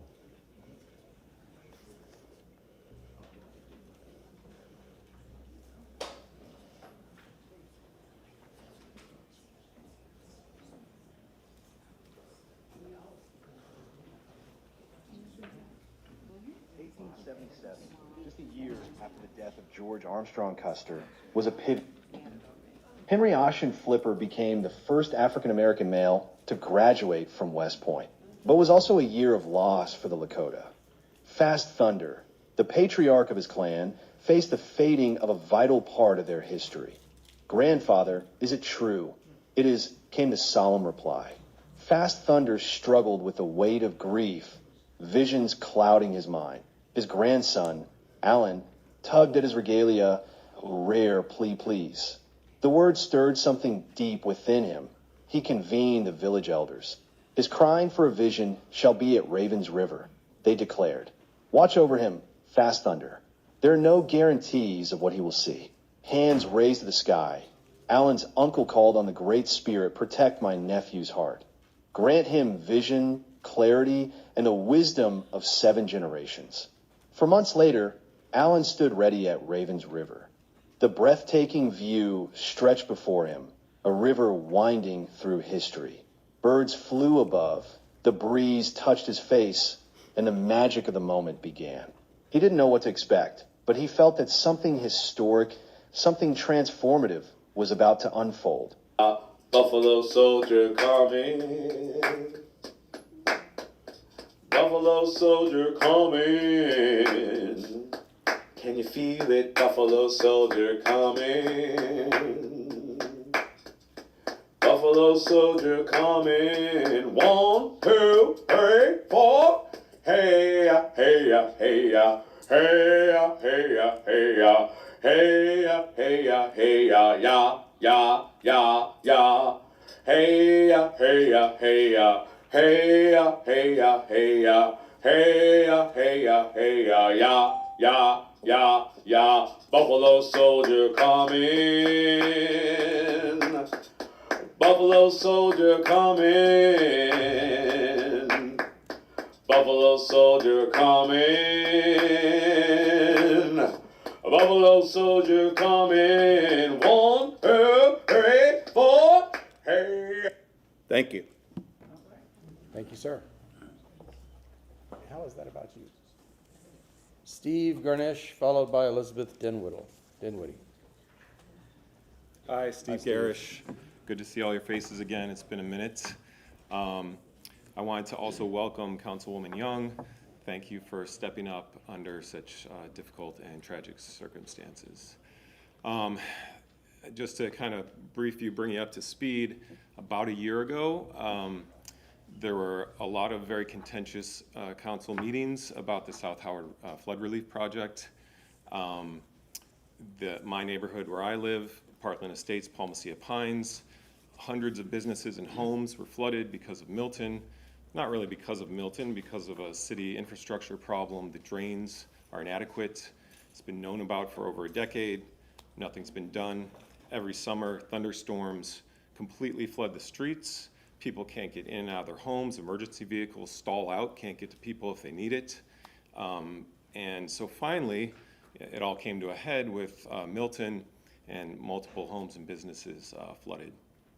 So finally, this plan that had been worked on for years was finally set in motion and voted to move forward last year.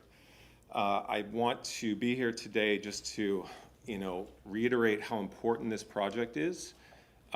This summer was particularly dry. There were no hurricanes. There was hardly any rain.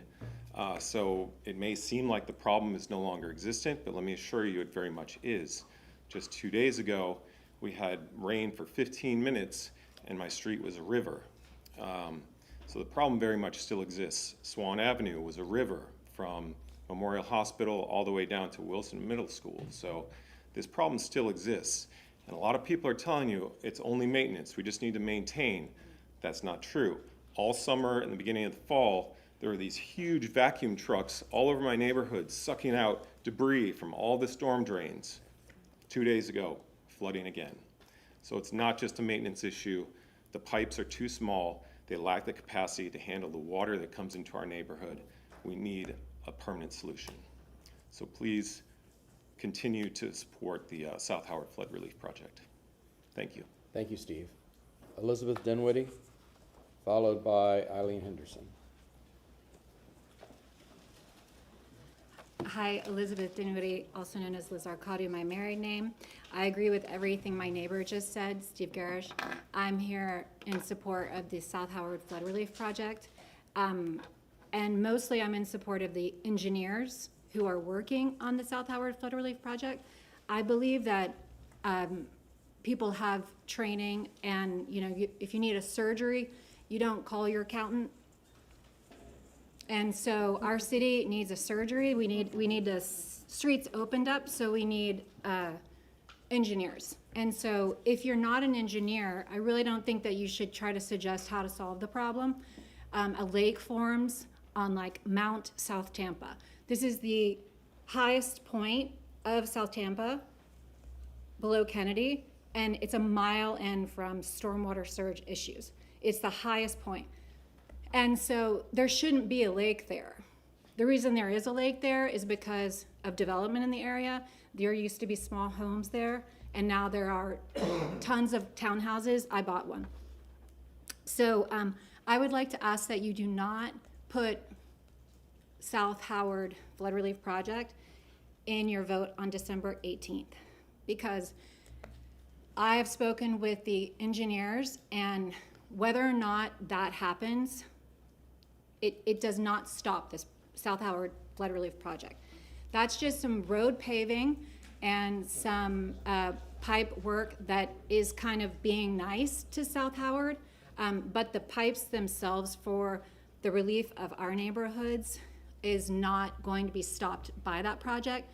So I'm fine with that wording of South Howard Flood Relief not being in that. And I would prefer that it's not in that so that we have full council support, because I understand not everyone is supporting the project on the council, which I hope changes. I would love to, have a group hug at the end of all this. My other points is that this is not strictly a maintenance problem, and the opposition to this project would like for public understanding to be that this is a maintenance issue, and that is only a small part of this project.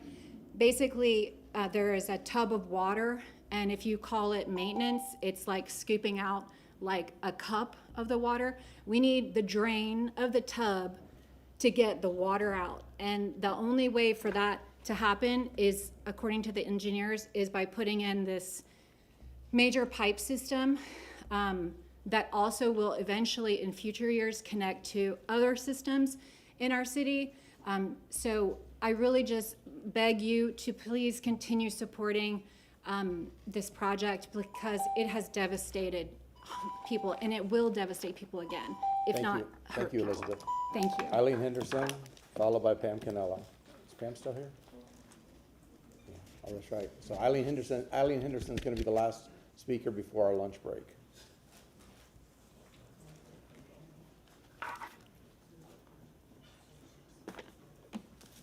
Did you pass those to council? Yeah, you can start with your name. We'll grab them as they come. Okay. Eileen Henderson, the Cemetery Society.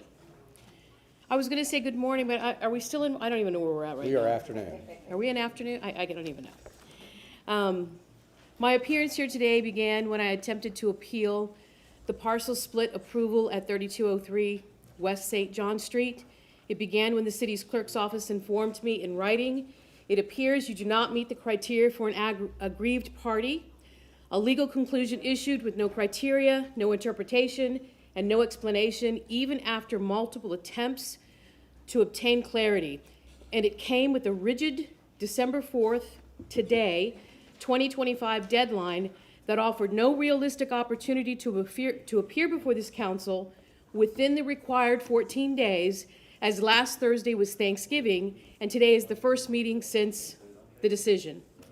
Yet the city was fully prepared to accept a non-refundable $2,000 fee so I could find out whether I was even allowed to file an appeal.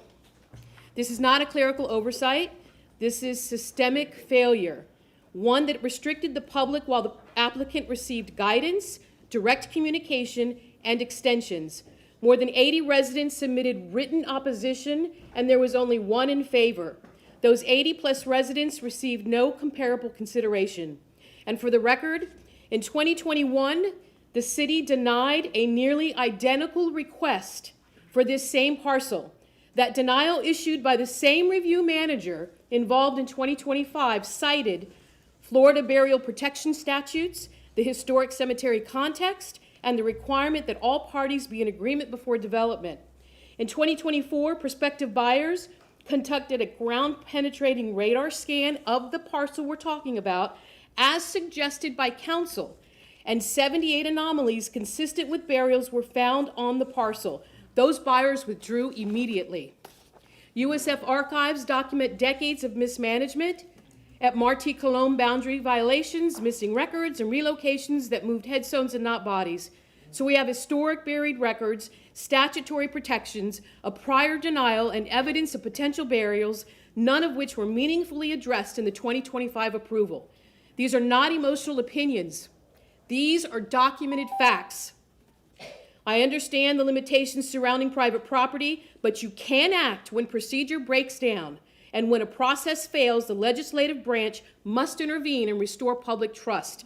I need two things: an administrative stay, so nothing more can move forward until this is investigated, and a formal procedure review, why the 2021 denial and burial statutes were disregarded, why the public received no meaningful communication, why the not aggrieved statement was issued without, please, just 3 seconds, without explanation, and whether the approval aligns with the city's legal and ethical obligations. Thank you, William Eileen. Gladstone said, justice delayed is justice denied. Thank In you. Tampa's historic cemeteries, justice denied becomes history Thank you. erased. Thank you, Eileen. Thank you. Appreciate it. Okay, so it is 12:30 as agreed. We're going to do lunch. We're only going to do 1 hour, so at 1:30, council will reconvene. Please be here and ready to start business at 1:30.